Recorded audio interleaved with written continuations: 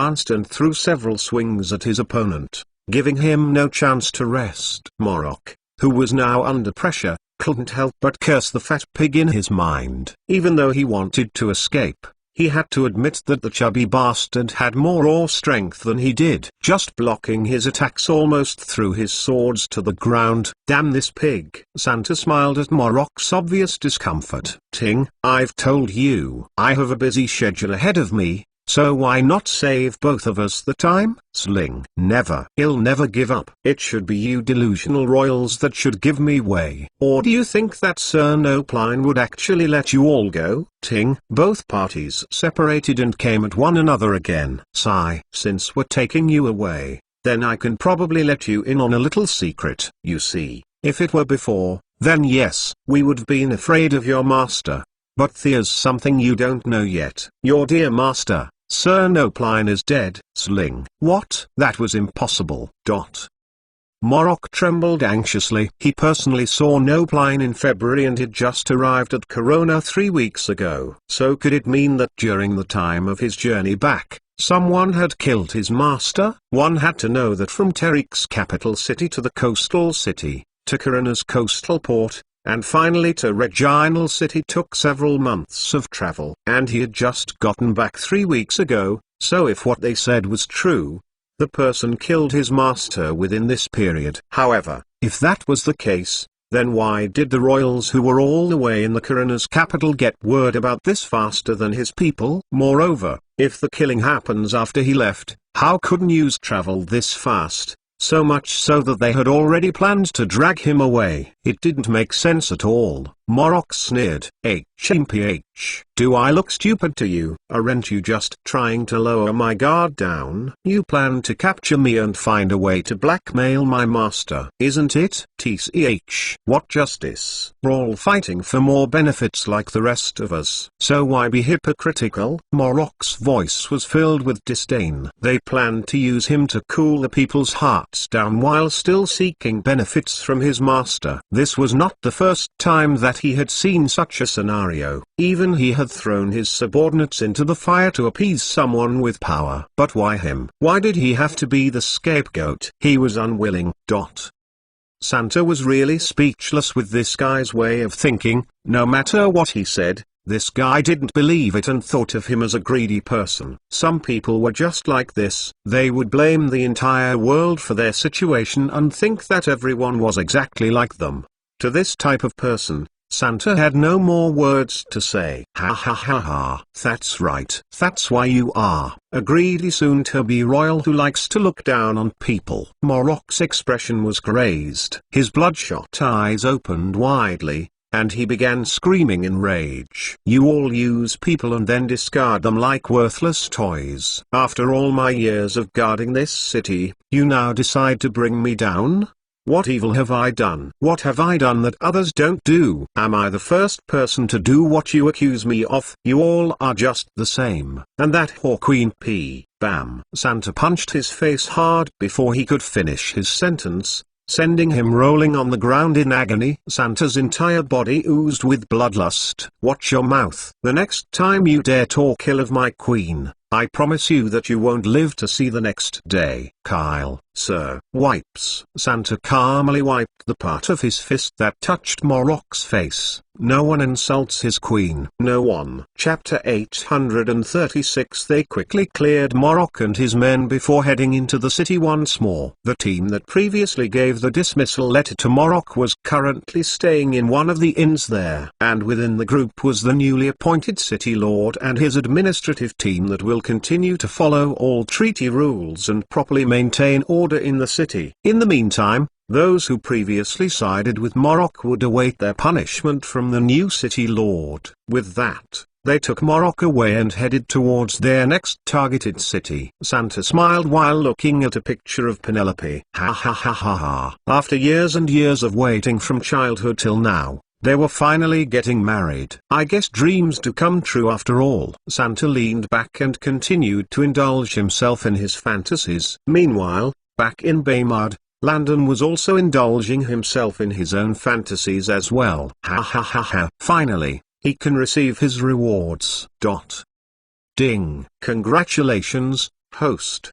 The host can now view his rewards. Landon didn't waste any time and quickly clicked on the yes button to receive his reward. As expected, the information pierced through his brain, causing discomfort for a few seconds. He massaged his temples and hastily looked through the information he received. As for the reward, well, he was given a knowledge of forensic facial reconstruction. Ha ha ha ha ha. From the chemicals, resins, and everything needed that could reconstruct Sumion's skull and even tell others how the person used to look like when they were alive. Now, if they found any skulls or even picked up any clues, they could piece out everything together and identify their suspects or victims better. For example, they went out on a mission to search or rescue a particular person's, but they got there too late and the culprit had already burned the person, leaving just the bones behind. Well, they could pick up all the skulls that they found and reconstruct how all those people looked like before finally consulting that the person they were looking for was indeed dead. It wasn't just for crime,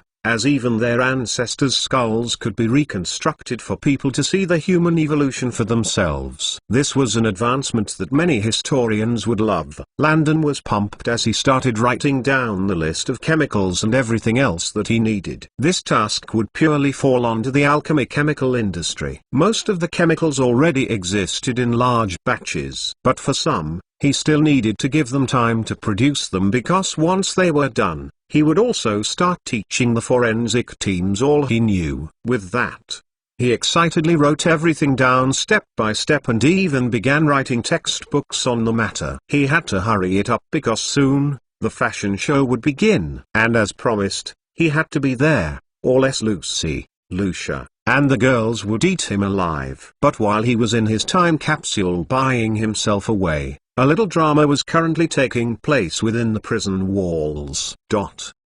Hey, look, fresh meat. Fresh meat? Where? Hey, why don't we test them out in the playground? The Moonhead one is mine. Quick, we have to inform the boss. Good. We have new meat for the gang. Pirate Captain Weimer walked into the strange place alongside the other pirate captains and their strongest crewmates. Ever since they stepped into the place, they never kept their vigilance down for 1 second. They weren't fools. Just from a single glance, they could tell that these people were as dangerous as they were. It seems that they would have to sleep with one eye open while staying in this new jungle. Every single person looked deadly, as if they were ready to attack them any second from now. Was this going to be their new home? They had already started missing Magoon Island and the outside world. No more traveling, no more pirate life out in the open waters, doing whatever they wanted. They couldn't help but curse their luck. Why did they happen to be there when the island was attacked? If they had known, they would have gone on a mission to avoid their current predicament. But even though he felt helpless about the whole thing, they knew that the pirate organization would rescue them once word got out. So all they had to do was stay alive until they came for them. They didn't believe that these Baymardians would be able to take on the entire pirate organization. That would be suicide. Unless they had thousands of sorcerers. This way, they were shown to their new prison rooms within Sector A and later asked to join the other prisoners for lunch. The moment they stepped in there, they saw everyone in different cliques and positions. Some gave them provocative looks, while others looked at them seductively. But the most shocking thing was that they spotted a troublemaker who they knew too well. Whitebeard. What the hell was he doing here? Whitebeard looked at them in shock before later rushing towards them with his crew. Weren't these the pirates from Magoon Island? They were among the top-ranking pirates. So how come 3 of them combined couldn't take down these stupid Baymardians? Whitebeard looked at them with disdain. Why are you guys so useless? 3 of you combined still got defeated. What is the pirate organization paying you for? Watch what you say. Why are you here? Weimer and the other pirate captains gritted their teeth furiously at this loudmouth. If not for his brothers, they would have already beaten him to a pulp. Now that you all are here, why don't you join my gang? Fellas, here is a whole new game, a dangerous one at that. It's more brutal and tough than you can ever imagine. Why?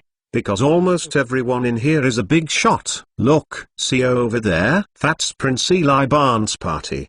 They call him the king within these walls. And in truth, he is. You can mess with anyone, but you can't mess with his men. We also have Prince Connor's clique and several other gangs with top assassins and other well-known figures. So in here, you need a team to fit in. I'll make it real clear for you all to understand. Join my side or face my wrath. So what's it going to be? Chapter 837. Whitebeard stroked his newly trimmed beard with a broad smile on his face. How could he let this opportunity pass him by? His eyes shone greedily as he looked at the people before him like treasure. With more people in his gang, wouldn't he be able to become king of this place? By then, he would kick that scummy Eli Barn and step all over his pretty boy face. The nerve of him to show no signs of respect to his seniors. What have children of today become? He was in his early 40s, and the brat was around 2,426 years old. So who should be bowing to whom? He had a personal grudge that would be avenged before he left this hellhole. But for that, he needed more men. And since more pirates got captured,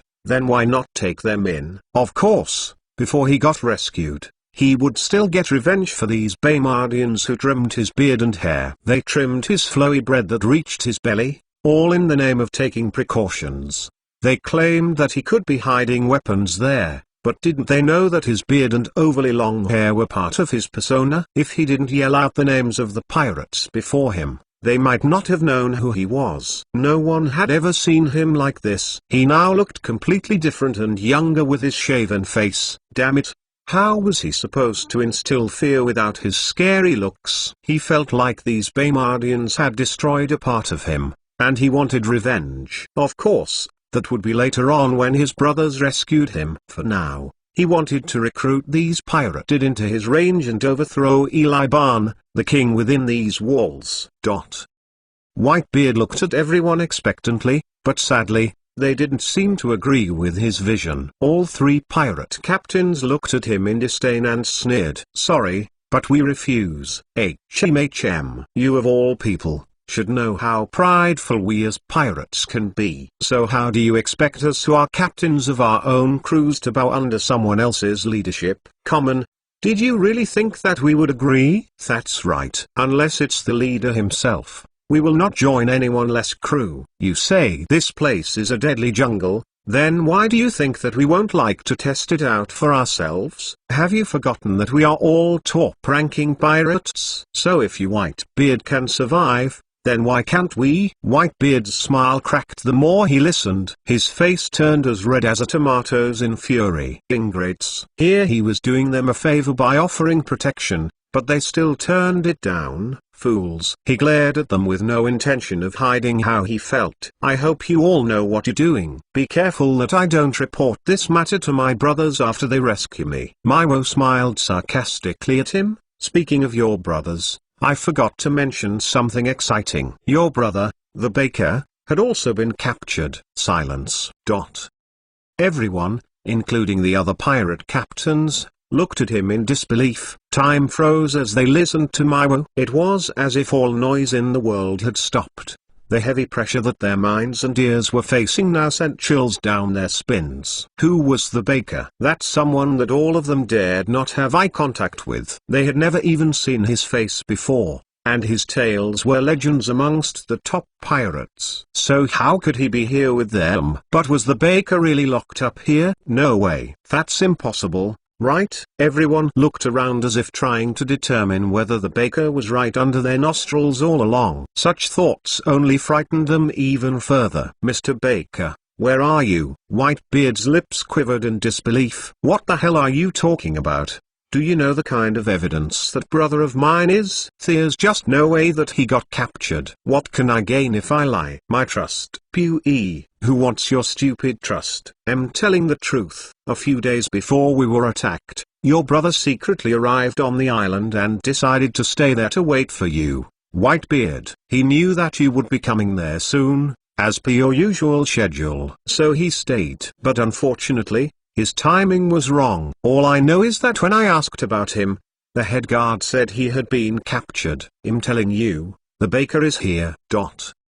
Whitebeard felt like he was losing his mind. How? Was his brother truly captured? Then where was he? He was counting on him to rescue him first. So did this mean that he would have to wait longer before getting rescued? His other brothers were far away in Morgany, so by the time the news gets to them, an entire year might have gone by. Marlowe was the closest around the Pino continent. So with him down, wouldn't he have to wait here even longer? More still, what have they done to his brother? They better not have touched a single hair from his head, or else they would have to face his wrath when he got out of this prison. With that, he ran towards one of the guards and started making trouble. What the hell have you done to my brother? Why isn't he here if you captured him? Where are you torturing him? I want to see him now. Guard, _ Just like that, Whitebeard started fighting the guard, and a little matter became a big matter that once again alerted Mitchum. On the other side of life,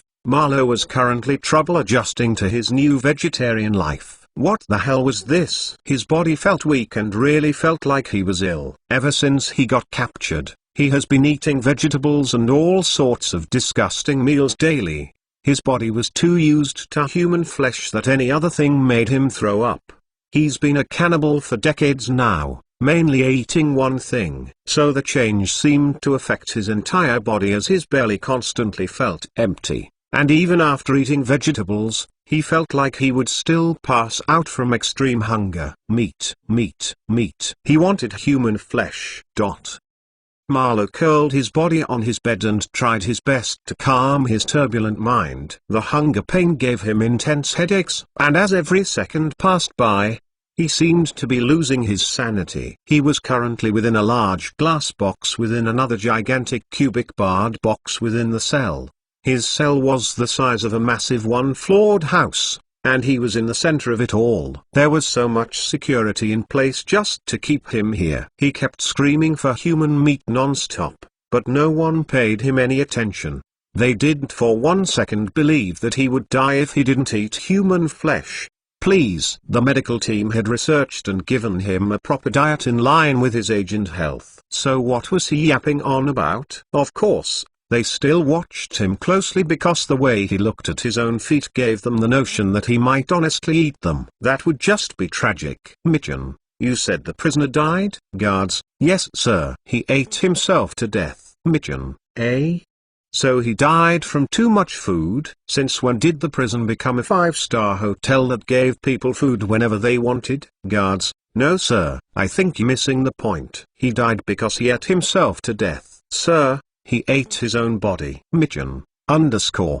The guards could already see it now. That's why they had close attention to him, as well as Ratcliffe and the other members of his gang who were cannibals. It was all fun and games until they actually are themselves. That's one of the reasons why they dared not put them in one cell. In the face of zombie-like hunger, loyalty didn't matter here at all. They were 100% sure that given time, both master and subordinates would eat themselves. So why risk it? Like that, Marlowe and his clique found themselves in hell, while Whitebeard fought his way through to see his brother. As for Landon, he was getting ready for the show. That's right. He was on his way to the Novora fashion show. Chapter 838. The sun was high in the sky, and the people were merry. People came all over the continent for today's show. They were primarily interested in grabbing the collections firsthand because within this period, the exhibition will be released to all stores. And who would want to miss getting a piece of the clothing from the famous Novora brand? Please, those things go out of stock in the blink of an eye. So for people far away, better get it now than later. Again, some people came to see the idols as well. Oh my god, I just saw Julie Garner. What? The same Julie Garner who played Xena the warrior princess? Yes, yes, yes. The she is. Gosh. It's actually her in the flesh. Look over there. It's Pete Basin. Ha ha ha ha ha. As usual, he always looks like he just got out of bed. I know, right? His hair is flying all over the place. But hey, he's the editor-in-chief for Lusty Ear, so he can afford to be like this lax. Forget about him. Haven't you seen Gustav Nomu over there? Ah, I can't believe that I'm meeting my idol at last. He did such a terrific job playing Mr. Darcy in Pride and Prejudice, so how can I not love him? Gustav, I love you. Kareto. The people screamed heartily as they watched their idols and stars step out of their vehicles and make their way into the massive building before him. The stars waved and smiled while walking in. Some even blew kisses to their fans, who screamed for their attention. Of course, the news reporters were always present, taking note of every single thing. It was estimated that tomorrow's headlines would be hot and in high demand. As for the fashion show that they were attending, it was the second biggest one of the year, hosted by a powerful fashion brand called Novora. Speaking of fashion, there were many fashion brands in Baymard, but none were as famous as Kilu, which Landon made based on Mother Kim and Lucy's names. Anyway, anyone could own and develop their own fashion brand if they wanted to. They just needed to have enough money for their project or get a loan if eligible. From there, they could contact the textile and tailoring industry to create the designs according to their wishes. Or, they could buy their desired tactics from the stores and hand sew the outfits for customers. But that would be too tiring and stressful. So everyone typically contacted the textile and tailoring industry clothing materials. In the future, after the world becomes united, Sewing machines would be something that everyone could freely use. But for now, they had to contact overseer Sophia for the job. In the matter of clothing brands, several people outside Baymard also had their clothing brands as well. The label at the back would just say Made in Baymard to emphasize and further publicize the industry even further. Hey, business was business. Everyone kept staring at their idols with starstruck gazes until Landon, Lucy, Lucia, Javis, and Andrew arrived. The moment they stepped out, the crowd went even crazier. Princess Lucy, I'm your biggest fan. Goddess Lucia, I love you. Prince Javis, I'm still waiting for your marriage proposal. Prince Andrew, please don't smile at me like that. My poor heart can't take it anymore. Andrew and Javis thanked the gods for making them dark-skinned because they were blushing real hard. Ever since they came here, they had signed several autographs when they stepped out. The whole thing made them both speechless and helpless. As for Lucia, she found her little fans to be cute. If she wore an outfit today, they would try to mimic her style tomorrow. She even had a 7-year-old boy propose to her when she visited Lucy in school. She and Lucy walked together while Landon and the boys followed behind, giving the ladies a chance to show off their attire. They had fans who loved to keep up with their fashion tastes, so the ladies always loved to show their outfits out. After all, it was also the designer's pride to have the ladies wear their designs. Ladies didn't mind telling people how amazing these designers were. Everyone's eyes were glued to the scene as if trying to save the image forever. Very soon, Landon and the gang stepped into the building and were instantly teleported into a new world that captured the theme of Nevora's fall collection. Words couldn't adequately describe the scene before them. A tower scintillating with epic lights would be outspackled by the reality before them. The spirit of autumn freshness could be seen everywhere. They looked around wide, their mouths wide open in shock. Did they just create a fake forest within the building for their fall collection? The trees were all bare, and the leaves were all scattered across the enormous hall. But the thing was that the trees were all white, and the leaves were all very golden. Of course, the trees weren't on the runway itself. They were just positioned all around the room, making it feel like they were still outside. And the clear glass ceiling aided more in bringing the outside inside. There was also an overly long and massive rectangular pond in the center of the runway. The runway itself was broad and extremely long. The entire hall was the size of a massive airport's check-in station. It was incredibly huge, so the long runway winded down several oaths before the models could exit. But this was done so that everyone would get a chance to see the clothes properly while the models passed by them. Everything left them in awe. How did they make these fake trees and put them in the building like this? Everything came together like a work of art. What were they standing around for? They grabbed their seats and waited for the show to begin.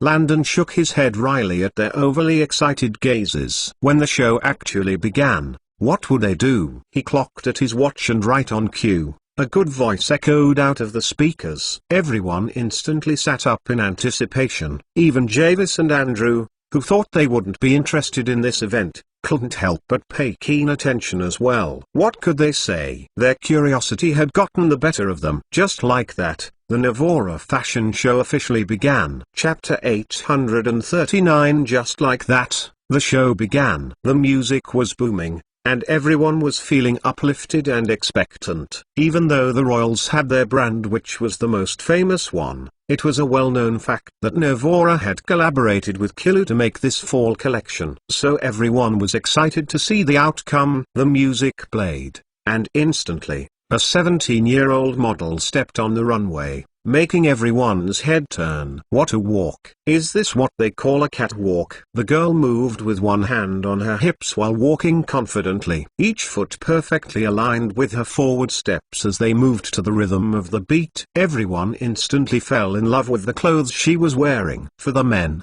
they felt like it suited the woman even more. They were more interested in men's clothing, so they didn't think much of the females' clothing. Looking at the clothes, they truly felt that women were indeed beautiful creatures that could make anything come alive. Of course, regret were some who were now studying within the Beauty and Fashion Academy. So they noted down everything for institutional purposes too. As for the ladies, they just could get enough of it.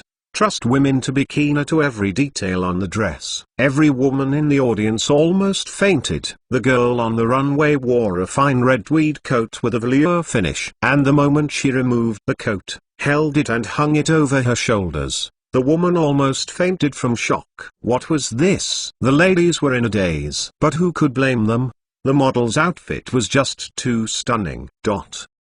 Looking at the outfit, those back on Earth would definitely recognize it. It was similar to the polka-dotted dress that Marilyn Monroe wore in the movie The 7-Year Itch. Its cinched waist, choker neckline and other features made anyone feel beautiful. The lady also wore white gloves and a set of pearl earrings. Her dark hair was done in a short bob with bangs, making her eyes seem cat-like. Her gorgeous makeup and demeanor made me feel like she was the most beautiful woman in the world. At this moment in time, she had completely captured everyone's attention like a nymph. The women just couldn't take it. No way. I have to get this dress before I head back today. If my husband sees me in this, he'll fall in love with me over and over again. What perfection.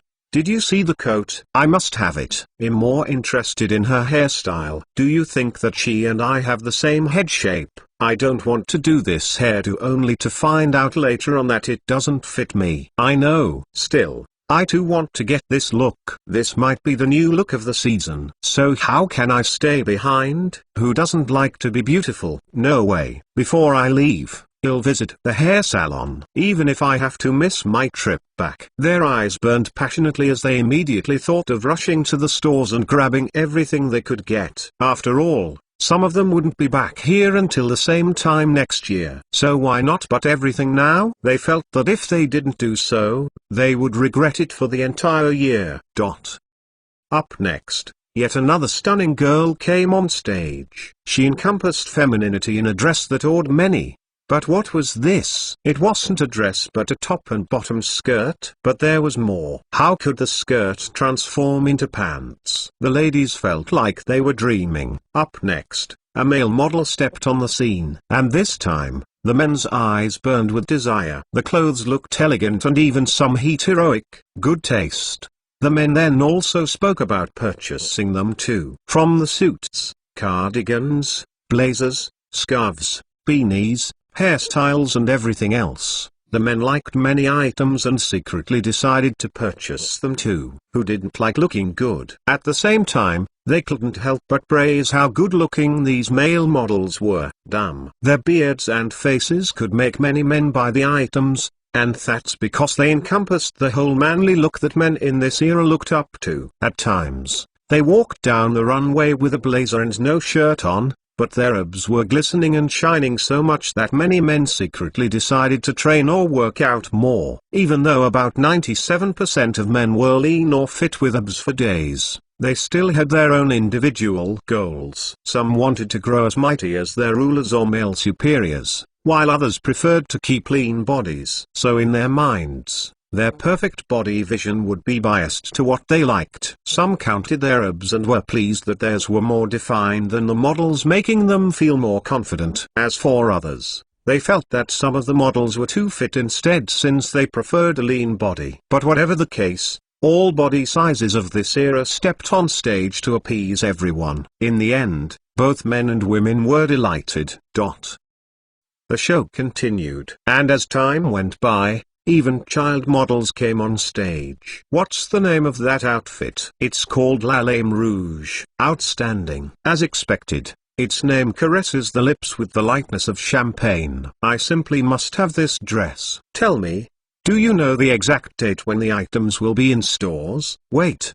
Didn't they say September 6th? Isn't that in 3 days? God, why is it so far? Have you seen that back? It's chic and so fashionable. It will go very well with my ruby necklace. I've decided, I must have it. Just look at that couple outfit. I'll get that for my husband and I. Look, they also have several children's outfits as well. My daughter will look so cute in that. __.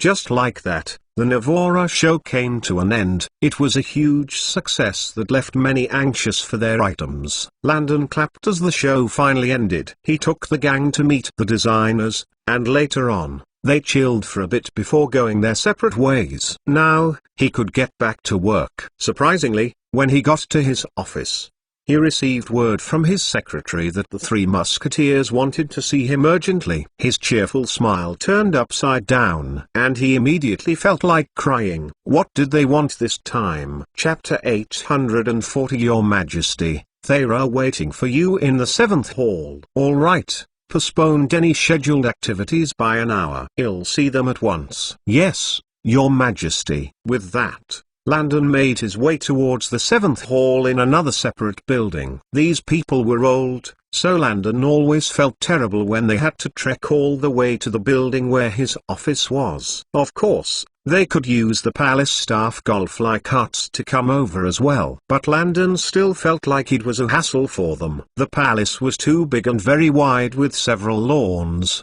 fountains, towing buildings, ponds, gardens and whatnot. Every time he had to see them, he would pick a spot closest to their working area.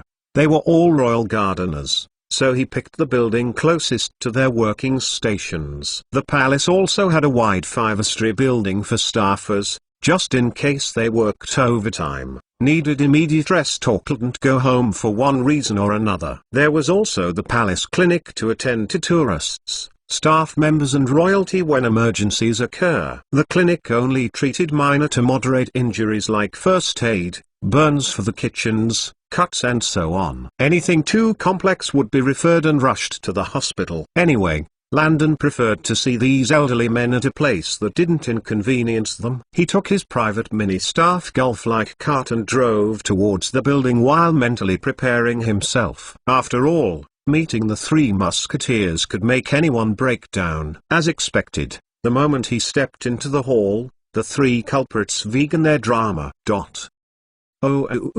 All three men had fake tears flowing down their cheeks. They pouted their mouths and changed their demeanors to look sad while still crossing their arms. Their action could undoubtedly make one think that they were trying to be brave amidst their pain. And honestly, Landon would have thought so too, if he hadn't heard them run around the room just before he came in. Don't think Landon didn't see the water bottles behind them. These old bastards were con men. He saw them peeking through the massive windows earlier on when he was driving his cart. And when he was in the corridors, he heard rushed footsteps and bits of their conversation. They were so loud that those along the corridors leading to the hall could hear them. So their pitiful act really made him feel speechless. They stood there, as if begging him to ask what the matter was. Landon looked at them and sighed deeply. Who asked him to be an Earthian?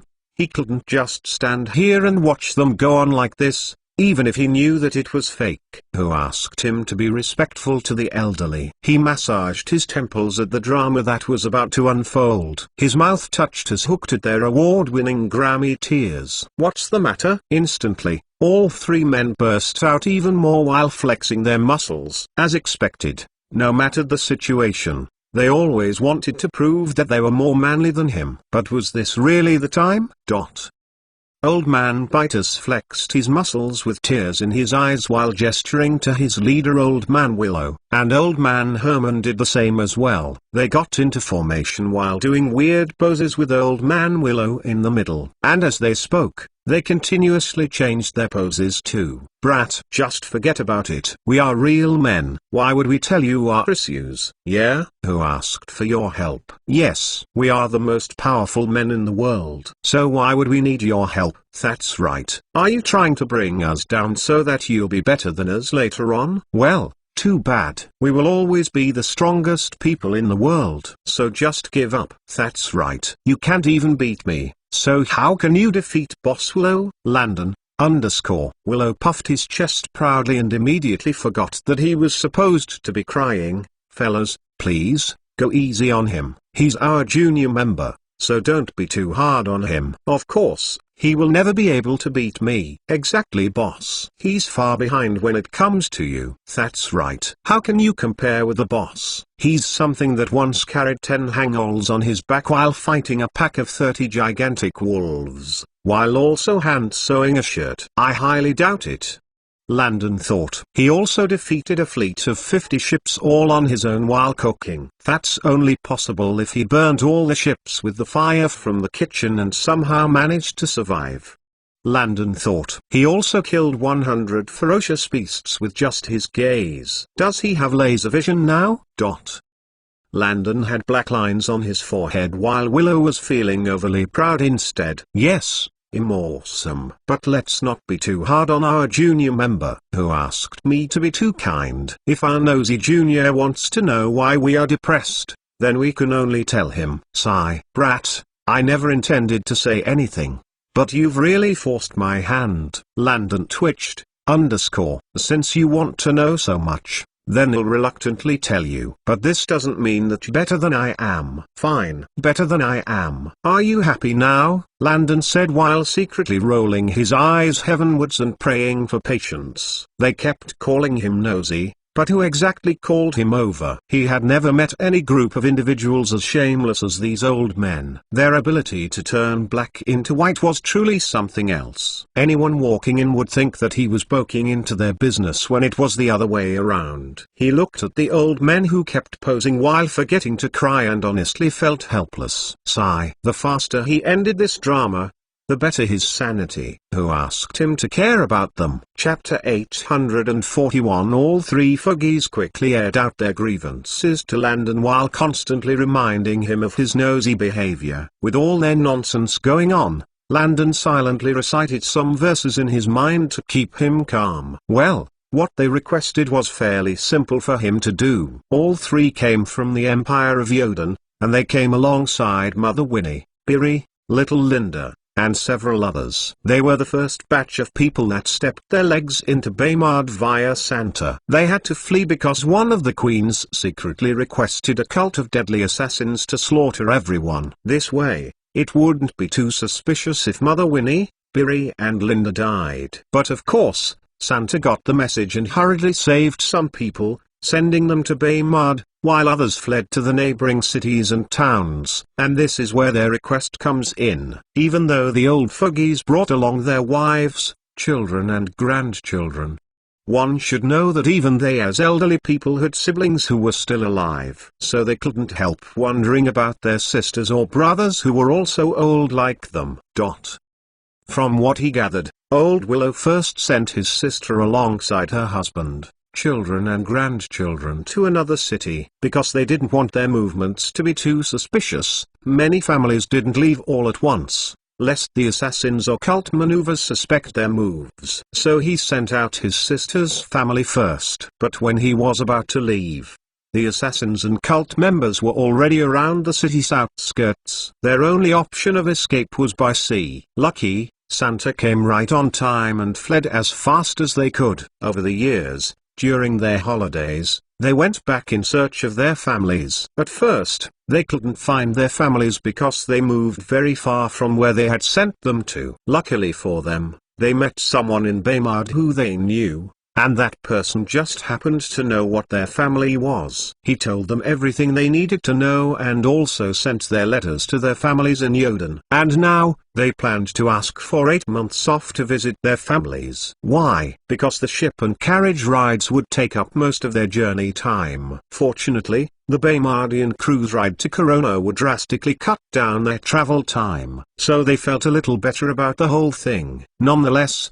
they loved their jobs and loved here, so they were also hesitant about taking 8 months off work. And that's where Landon came in. Landon listened and sighed. Well, he had lived with these old Fuggies for years now, alongside Linda, Momo, and the rest that took them as part of the family. So he didn't see anything wrong in helping them. That's why he decided to send them to their destination alongside the soldiers who had missions in Yoden. Luckily, they mentioned this issue now. One should know that both Deiferus and Yoden had the Temple of Dragmas in it, and he had already sent the first wave of soldiers and marines to take care of all secret bases within these empires. And 5 days from now, the final wave aka backup will be sent again to these locations, just in case. So within that time, he could ask the soldiers to personally drop them around the outskirts of the city. town or village they intended to visit. Of course, the soldiers would help them find their families in order to confirm the exact house where they would be staying. And once it was time to go back, the soldiers would pick them up again. This was the best he could do for them. Well, he would also be traveling as well. Not towards Yoden, but to Deiferes. He, along with another specific team, would head to the capital city to put Henry on the throne while taking care of his siblings and all others who wanted his crown. This September was indeed a busy month. All three men got up and began flexing their muscles while staring into a distance heroically. They tried their hardest not to show their excitement, but their joy just kept flowing out non-stop. As expected of our youngest member, you have passed our test and have become our official member. Yes, you've passed. But don't let it get into your head. That's right. It's true that you've done some excellent work over the years, but not enough people like you. So how can you compare with the boss?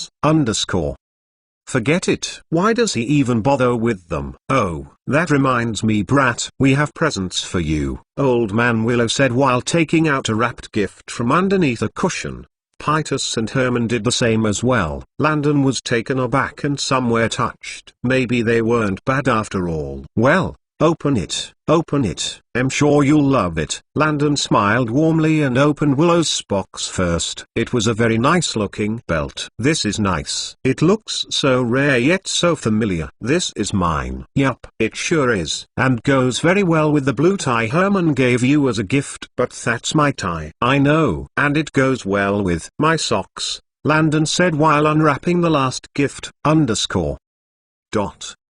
How were these gifts? They just returned his bordered items to him. Years back on the coronation day, Old Man Willow and the gang were in a mess and forgot to get proper attire for the next before the stores closed for the holidays. They were in such a pickle that they almost didn't want to attend the ceremony. And Landon gave them his belt, socks and tie. As a ruler, his closet alone was the size of a two-bedroom apartment. So he had a ton of socks, belts and whatnot. Plus, the items were common everyday items, so he didn't think much of it when giving it to them. Who would that years later, they would give it to him as gifts? Landon's mouth twitched again. And just when he was about to round this damn meeting up and get the hell out of here, yet another group of elderly people came in. Their leader was a hot-headed female, and he nicknamed them the Fantastic Seven. They were also close to him as well. For some reason, both groups always tried to compete and force him to acknowledge one as his boss. Instantly, Landon tried to minimize his presence while trying to sneak out of the room before the clash of the Foggies began. And so just like that, 5 grandpas and 2 grandmas stormed in arrogantly. The women were the ones who made him weep. Old Lady Maggie lifted her chin arrogantly while pointing at Old Willow. I knew you guys were up to no good. What's the big idea forcing the imp to take you as his leader? So old that you don't even leave footprints in the sand anymore. So why would he take you as his master? You shut up, you ugly hag. Who are you calling old? Ugly? Are you blind? TCH. Just jealous because I'm young with a great body. Please. What mirror do you use? If young, then I haven't even been born yet. Hey, look who's talking. You didn't seem to mind when you asked me out on a date last time, boss. How could you? Sister-in-law has been done for 11 years now, so it's okay to take in another sister-in-law. But why her? Boss, you've betrayed the brotherhood. What's wrong with me? Are you all saying that I'm not good enough? Pewee, it's your stinky leader that asked me out first. You. So what if I asked you out? Who asked you to be attractive? Are you blaming me for your good looks, old man? Just too unreasonable. Are you blaming me now? Just lucky that you're all so good looking, or else I would never speak to you again. You dare not. And if I dare, what are you going to do about it? I will marry you and see if you won't talk to me when we end up living in the same house. Not before I marry you first. Chapter 842. Landon sneakily left the group of Foggies before they turned on him. He was also a little bit surprised that Old Man Willow and Granny Maggie finally made their feelings known publicly. Even a blind person could see that they had something going on. It was about time that they put the show on the road. Well, Everyone could see it apart from their squad members who were constantly bickering with each other. Their case reminded him of the Capulet and Montague homes in Romeo and Juliet. Except now, there wasn't any lousy ending, and their fights weren't that bad. It was just bickering and bragging about who was better. Of course, they also had competitions amongst themselves. But as always, their bodies didn't allow them to do too much. Once, they had a walking competition to see who can trek the northeast without getting tired. They left their buildings and planned to head for the main audience hall. To get there, there were several routes that they could use. But the shortest way was to bypass 5 other buildings and several massive fields, fountains and roads. They liked doing competitions like these to prove that they could be Landon's boss. And at times, both parties would meet little Linda, Momo and the rest to convince them that they were indeed the strongest. The whole thing was utterly ridiculous, but there was nothing Landon could do about it. Whenever he tried to stop them, they would say that he was looking down on them, or that he thought he was better than them. So he just gave up and let them be. Arguing with them would undoubtedly give him more headaches, and he wasn't ready for that. Landon shook his head wryly and waited for Lucius in his office. They were scheduled for an appointment tomorrow within one of the government buildings, alongside the Coronian ambassador and several others. He wanted to first discuss some matters before attending the meeting the next day. So he was waiting for Lucius. And while he waited, his mind drifted somewhere else. Earlier on, he was supposed to go to the fashion show alongside Mother Winnie and Mother Kim. But unfortunately, his mom was feeling a bit under the weather. He wanted to stay as well, but she told him to go, while Mother Winnie and Lucius stayed by her side. So he couldn't help wondering about the issue at hand. Before seeing the old fogies, he inquired about her but was told that she was okay and was too tired to see him. So he gave up on seeing her then. But now that he was back, he wanted to inquire about her condition again. Of course, he wouldn't wake her up. He would just ask her assistant or the personal doctor who was invited over before he left for the fashion show. With that in mind, Landon decided to call and find out the situation. But before he could do so, the phone rang instead. Ring ring ring ring. Your Majesty, King Father Lucius and Queen Mother Kimberly are here to see you. Landon's eyes lit up, and he quickly stood up merrily to welcome them. Check. The door opened, and in came the duo. Mother. Landon rushed to the side and scrutinized her to see if she was too ill or not. Mother, what are you doing out of bed? Why do you have to bother yourself? You could've just called me over, and I would have been gone right away. Mother Mim smiled and rubbed his head warmly. Since when did you become so long-winded? Can't I say that I'm okay? Do you think that your father would let me walk if I wasn't? I said you could go out, but I never agreed for you to walk. Mother Kim glared at Lucius as if he was a traitor, but Lucius only looked at her pitifully instead. If left to him, her feet wouldn't be touching the ground at all. Everything about the situation made him anxious. Landon noticed that his overprotectiveness seemed to be a lot more than usual, so he looked at his mother curiously. And soon, his expression became horrid. Was she pretending to be well so as not to worry him? His anxiety grew bigger when he thought about it again. Mother, where's your medical report? Mother Kim smiled awkwardly and tapped Lucius with her elbow. Landon saw this and almost had a heart attack. So he was right. Was she sick? Landon gritted his teeth and raised to give up. He wanted answers, and he wanted them now. Taking a deep breath, he looked at the duo before him sternly. Anyone who saw this would think that he was the parent and they were his children. He crossed his hands over his shoulder and angrily. Mother, were you planning to hide it from me? No, little Landon. How can I? I came here with your father to tell you instead. Landon's raging heart cooled down a bit and sighed from relief. It would truly pain him if she chose to hide whatever it was away from him. Everyone had secrets. But when it came to health, the way they knew, the better prepared they could be. And if there was no present cure for whatever it was, then he would just have to make one. After all, He had the system with him, and he didn't for 1 minute believe that there was any illness that was far beyond the system's knowledge. So he was ready to crush whatever it was. Thankfully, they decided to tell him about it now rather than later. As they say, the early bird gets the most worms.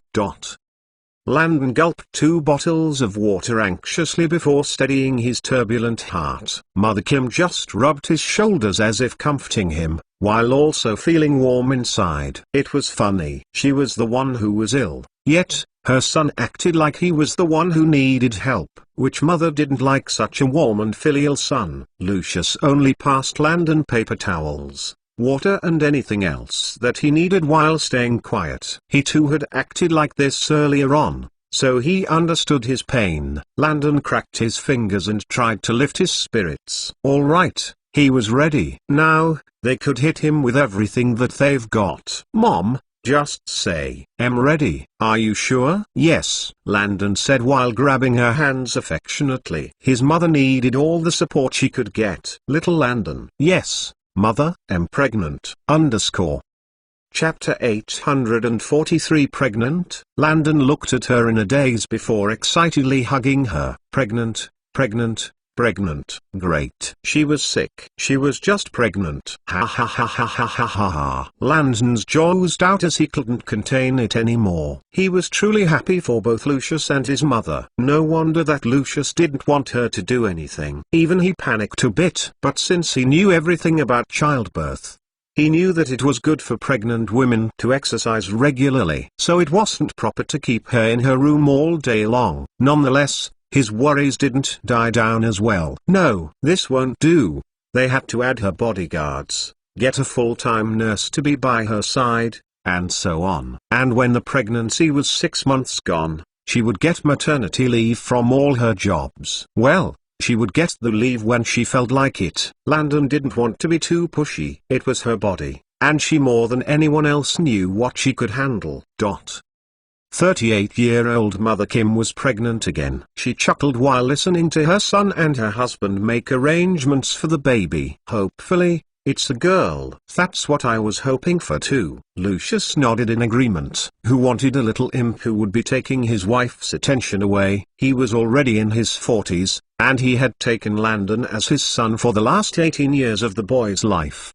He came to them when Landon was just 1 year old. Anyway, Landon, his son, would be turning 20 this November and will be marrying Lucy sometime next year. So he felt like a father who had successfully watched over his son's life from infant to adulthood. He was done with sons. He wanted a soft squishy daughter who he could pamper. Who the hell wanted a boy? He had already decided to pray to the ancestors for a girl. Hopefully, his wish would come true. Landon had a similar desire as well. He just preferred to have a little sister over a little brother. However, if it were a boy, he would still love him to bits. But a girl was just way cuter. When little Linda came here, she was just 9 years old. She was so cute that Landon almost had a heart attack every time she released her ultra-cute power.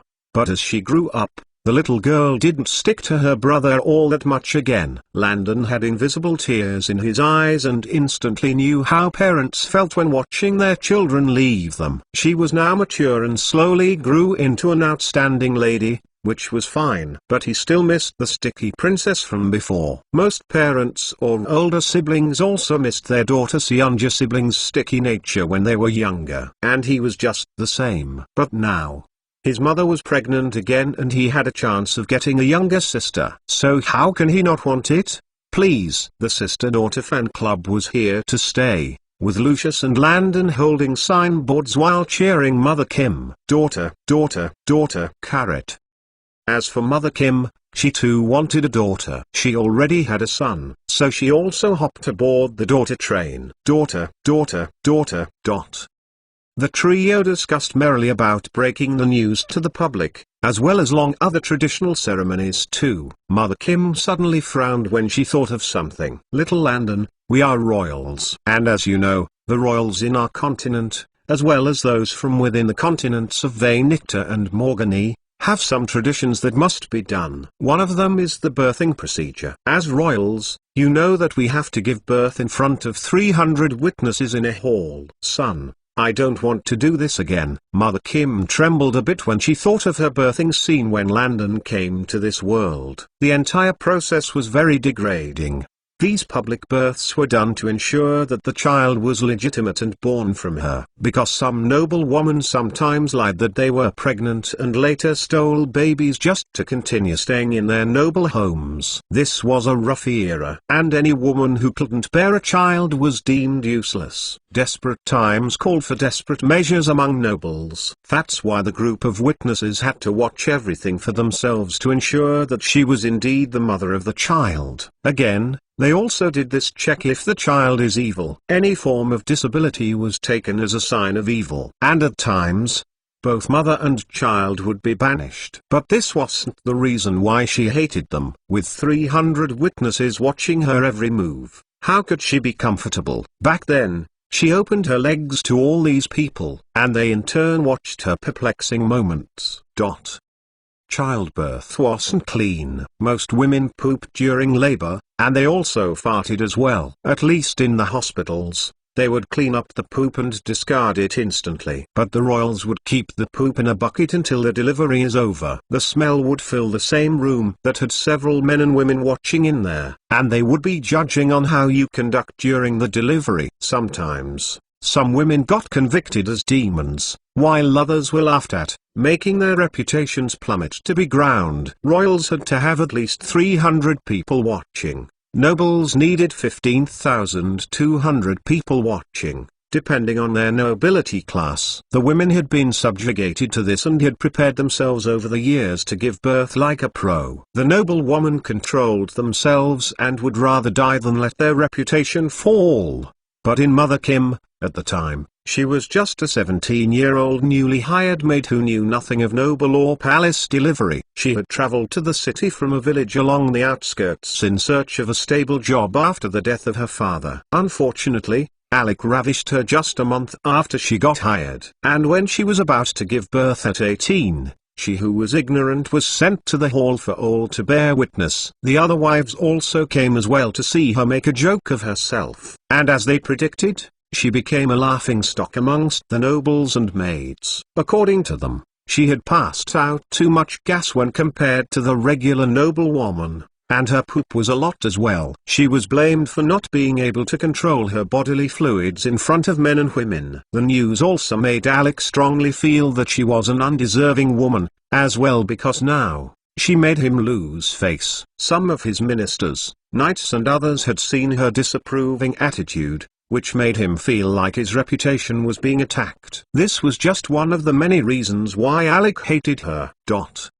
When Mother Kim remembered the scene, she was scared silly. Will she have to go through that too? She trembled like a frightened chicken while biting her lips anxiously. Both Landon and Lucius hurriedly tried to calm her down. Honey, it will be all right. That's right, Mom. Pregnant now, so take it easy. As for the birthing process, we are Baymardians and have our way of doing things. Don't worry, I will never allow you to go through that again. Mother Kim still looked worried. But wouldn't that make others look down on us? They dare. But Lucius and Landon exclaimed coldly in unison. Honey, don't you trust our son? How can he allow that to happen? More still, don't you trust me? If the beat isn't up to the task, then just know that he'll always be there for you. Mother Kim looked at Lucius with watery eyes and felt touched. And when she wanted her face in his chest, Lucius just looked at Landon and smirked. Landon was speechless. Since when were they competing here? Forget it. Let them be. With that,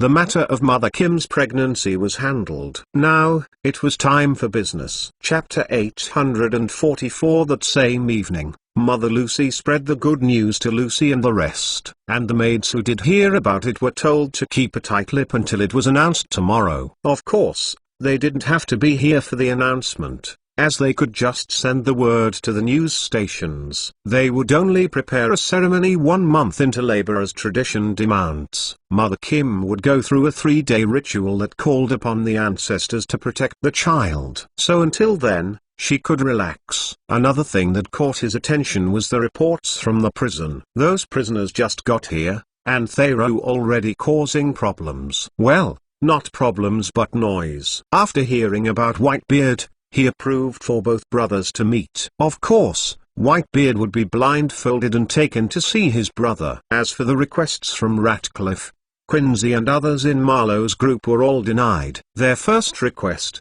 which was about getting human flesh, was obviously denied. And their second request, he also rejected it as well, for good reasons. They requested their earrings and hair ornaments back. But how could he allow them to carry them in the cells? Those earrings could later turn into weapons if he allowed it. Nonetheless, he understood why they wanted them. Why were their earrings so important? There were many reasons. Pirates believed that it could prevent them from drawing, prevent drunkenness, prevent seasickness, cure poor eyesight and so on.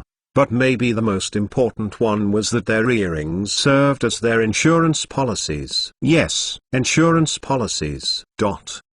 They all wore jewelry that showcased their wealth. Some wore diamond earrings that had bits of silver around them, while others, earrings made out of pure gold. Sure, pirates were all about the sea and big adventures, but there was nothing fun about getting attacked and maybe finding yourself washed up alone on another continent or empire. Those pairs of expensive earrings meant that a pirate could survive easily wherever they went. Melt the earnings down and sell them for cash, and you're set to go. Big shot pirates have about 45 earring holes on each ear, wearing large hooped earrings or simple smaller ratings to balance the big ones. And at times, they would turn the eating into a hair ornament. They would braid their hair and attach it for decoration while properly securing it too. Pirates were always on the move, so they kept a fraction of their wealth on their bodies at all times. Landon immediately understood why they would be anxious. That was a lot of money. The total amount of gold,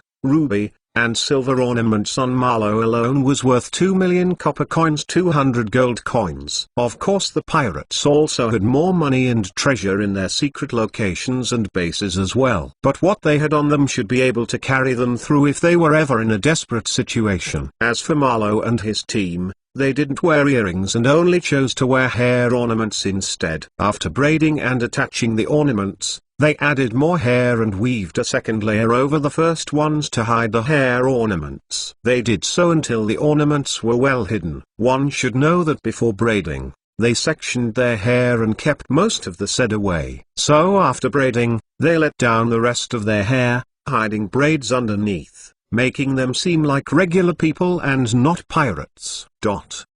Again, a funny thing to note about this life insurance policy thing was that it also secured a pirate's death policy. Pirates had some codes that they followed blindly. Their earrings and ornaments all had their names encrusted in the inner corners, as well as the names of the empires and hometown place where they wished to be buried. Pirates dared not take away any fallen pirate's earrings without burying the person where Hesh wished to be because it would only bring them bad luck. There were many tales of sorcery and witchcraft where people who did so ended up dead within several months. These tales were so familiar that even peasants knew of them and dared not drop any fallen pirate without burying the person and giving them a funeral that they deserved. According to code, 40% of what was smelted from the earrings would be used for the funeral, and the rest would go to the person who took it upon himself to bury the dead. Of course, they did all this in secret because pirates were still criminals after all. Anyway, their earrings and hair ornaments were their hard-earned money, so how could they allow these Baymardians take them? Apart from the money, there was also another important reason they didn't want to let them go. Despite the fierce image that many had about them, pirates were the first pointers for gay marriages. Most of them were guys, and they had needs. When traveling, they weren't allowed to keep women on their ship for long, unless they were officially part of their crew or were captives that they were transporting. Even if they targeted another ship and met women there, They would kill all the men and spend a few days on the same spot to have their fill of the women before leaving them stranded on the open seas. They finished their business and always left. But at times, they were on the islands or at sea for years without touching a woman. That said, even pirates need real love. So if you pack so many men in a confined space for months and years and put them through some hot, sweaty adventures, you'll still end up with bromance. And they ended up getting married. From there, they each exchanged some of their earrings and ornaments. And once one's partner dies, Hesh could claim all their properties. Which brings Landon to their third request. From what Landon understood, both Ratcliffe and Quincy were married to Marlowe, and they wanted to be in the same cell with him. But how could Landon allow it? He wouldn't be surprised if they ended up sacrificing themselves as meat for Marlowe. No way. He turned down all their ridiculous requests and told them to forget about it. Landon jumped onto his bed and massaged his temples. Today had been a very hectic day. But hopefully, tomorrow will be different. _carrot. With that, he closed his eyes and fell into a deep slumber. ZZZZZZZZZZ. Sadly, while he wished for tomorrow to be peaceful, somewhere around the waters of Baymard, trouble was brewing. Chapter 845. Somewhere on the waters around Baymard. The waters were cannon still, and the night was summer night was as glorious as ever. A 46-year-old man stood on his chamber balcony and watched the starry sky silently. Unlike the calm night sky, his mind was in turmoil. He couldn't wait to unleash his anger at those ignorant fools that somehow managed to cause so much disorder in his world. Knock knock knock. Master, it's Panjo. Enter. He responded loudly. Soon, a man in an inky blue actor stepped in. How long before we arrive? Master, it won't be long. We should arrive sometime between 7 to 8 a.m. Also, I've also relayed your message and informed everyone else about your orders. All 12 ships will now stay here while we advance further. And if we don't come back within 3 days at most, then the men will bring hell to this puny empire. Good. You may retire for the night. I want you in tip-top shape for tomorrow. Yes, master. With that, the man vanished somewhere within the room to join the other hidden bodyguards. As for their master, even though he spoke calmly, they more than anyone knew how angry he was at the moment. They could only say a silent prayer for those who angered their master. Their master was here for a fight. Time raced swiftly. And before Landon knew it, the morning had come again. Right. Today, he had an important meeting to attend. But it was scheduled for 2 p.m., so he had a lot of time before that, so he could handle other pressing matters as well. With that in mind, Landon went straight to his office. It looked like today would be another peaceful day. He stayed in his office till 9:40 a.m. before receiving a phone call from his secretary. Your Majesty, someone is here to cause trouble. Landon got up and left speedily. And just as he was told, someone was causing a loud commotion at the gate. There was the first time that someone had ever tried to force themselves into the palace. And Landon wanted to know who they were and why they wanted to fight with him. From what his secretary said, it appears that the man blamed him for something he knew nothing about. Apparently, the man also claimed to be famous as well. The moment he saw the man's face, he instantly knew who he was. Wasn't this the most famous painter and sculptor, Marcus Perquo? His works were within all three continues, Pino, Vanicta and Morgany. All royal palaces and all empires in these continues had his works there. And several nobles also had his works too. His waitlist was several years long, and his fame was the highest within the arts society. Yes, within the capital cities, there were art societies there that focused on the fine arts. The society was made up of the finest art critics ever, so anyone who belonged to it was seen as prestigious. And he ranked first in the list when combining all members from all empires within these three continents. For many art lovers, He was a genius way ahead of his time, and his works were indeed beautiful and breathtaking. He was Marcus Perquo, and Landon had accidentally seen him before when he painted several portraits of Alec way back. How could he not know him? Landon couldn't help but wonder what he ever did to the guy to make him raging mad. Marcus looked at the son of a BCH coming his way and felt like running over and strangling him now. Of course, he hasn't been fighting this whole time. He just refused to go in and wanted Landon to leave the palace and meet him outside instead. He felt like his status was way higher than this puny ruler. Even great kings and rulers around the continent dared not embarrass him. So why should he have to humble himself in front of this unworthy king? Yes, he was still shocked by everything within Baymard, but he would never show it because he remembered his mission. If he showed any signs of getting impressed, then the other side might feel high and mighty. So how could he give others a chance to mock him? He had already unleashed most of his excitement and shock after leaving the coastal port. The moment he arrived in front of the palace, he literally pinched himself hard to bring him back to reality and remind him of his purpose. He had to come hard and strong to get what he wanted. He came with 100 men and left the rest in the ship at the docks. If he didn't return, then they would go and call for backup. He wasn't scared because he always moves with an army of his own. As someone famous who was constantly traveling from continent to continent, his safety was a must. So he wasn't scared of anything. When he saw Landon coming out, he felt even prouder. Look, even the little king had to run over to kiss his feet. But little did he know that it was just curiosity that brought Landon over. Landon stood before the proud man, and the duo scrutinized each other silently. Landon only felt it funny. He only went out of his way to greet those that he was very close to, like the grannies in the palace, those at the industries and so on. But he wasn't close to this Marcus guy. So no matter how high the person's position was, he was Baymard's ruler and should be greeted first. As the duo continued to stare at one another, their men were also getting excited as well.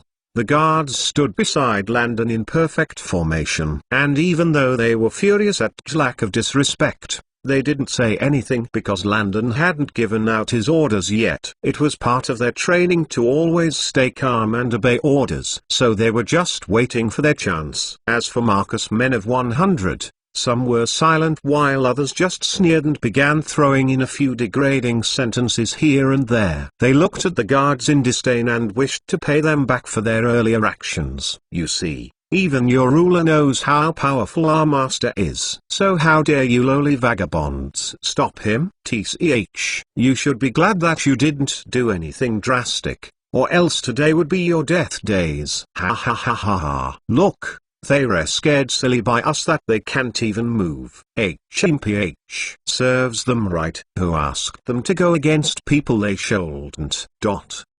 Marcus smirked and felt overly confident again. Yes, even more prominent nobles and rulers begged for his attention. So what more of this little runt? If he pleased him well enough, he might even give the runt a portrait of himself as a keepsake. Hey, maybe he could sign it as well. He heard that many people like this thing called autograph. The runt will probably treasure it like gold. Marcus chuckled as he pictured Landon's excited expression once he gave an autographed portrait to him. Landon just smiled back at him playfully instead. Me, Marcus. He'd like to believe that you'll learn aristocrat, right? Of course. How dare you doubt me? Well, it's not that I don't believe you, but, if genuinely one, then shouldn't you of all people be aware that when standing before a monarch, one must show their respect? Sigh, who would've known that you'd drop all your manners once you left your home? Marcus' smile was quickly replaced with a fierce glare. Was this bastard born from a lowly maid actually insulting him to his face? This was outrageous. How dare he? Marcus' eyes turned colder as his short fingernails dug into palms. Hey, why should I salute you? Do you know how many people beg for my favors? Marcus said before sneering coldly. Why should he do so to Alex, small brat? Even if he were the child of some other ruler, he still wouldn't do it. Eli Barn used to bow to him and greet him respectfully, and even the current Queen Penelope had bowed when she was 13 years old. That's how high his status is. He's someone who, because of his fame, had also gathered an army of his own. And his influence is so great that if he were to get into trouble, several people would rush to save him just to get in his good books. He had seen several royals who were this brat's age, and they dared not piss him off. What a joke. Shouldn't the brat call him uncle instead? Mr. Marcus, I take it you don't want to? Yes. Too bad your opinion doesn't count. Now kneel. Plop. Silence. 0. What just happened? Chapter 846. Landon shot a pebble towards Marcus' legs, making him drop on one knee. Bam. What? Marcus' men were very shocked and confused as well. Master, why are you kneeling? Didn't you say that you wouldn't? So why are you going back on your words now? Master, a man shouldn't be so wimpy, right? Their faces turned red with shame, as they believed that they had lost face after belittling these people. How embarrassing. Wasn't the counterattack too fast? They looked around awkwardly and tried to remain as tough as they could. Of course, these men didn't know why their master fell. But the Baymardians knew precisely why. Previously, as Landon spoke with his hands behind his back, he began giving signals to them.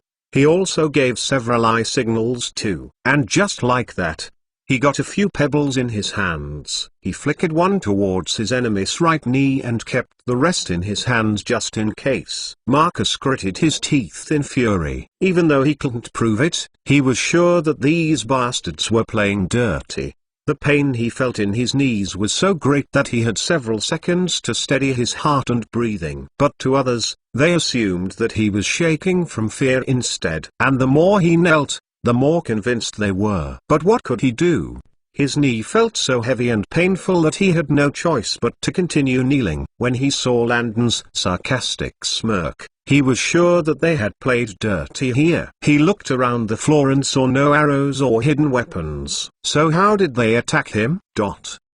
He wanted to show his men the weapon and back up his claim when he told them about it. But he saw nothing. What made him feel teary-eyed was that the imp might actually be using him to increase his reputation. One should know that after the age of 20, he had never knelt before any monarch, talk less of the nobles. He reached a grand level at age 20 and was respected by all. The most he would do was bow his head gently, and even those that he bowed to needed to be the most powerful of people. Not just anyone can receive a bow from him. So one can imagine his prestige around these parts. Yet here he was, kneeling before a brat who wasn't even close to how powerful his father was. If word went out, Landon's reputation would go up. But here's the thing.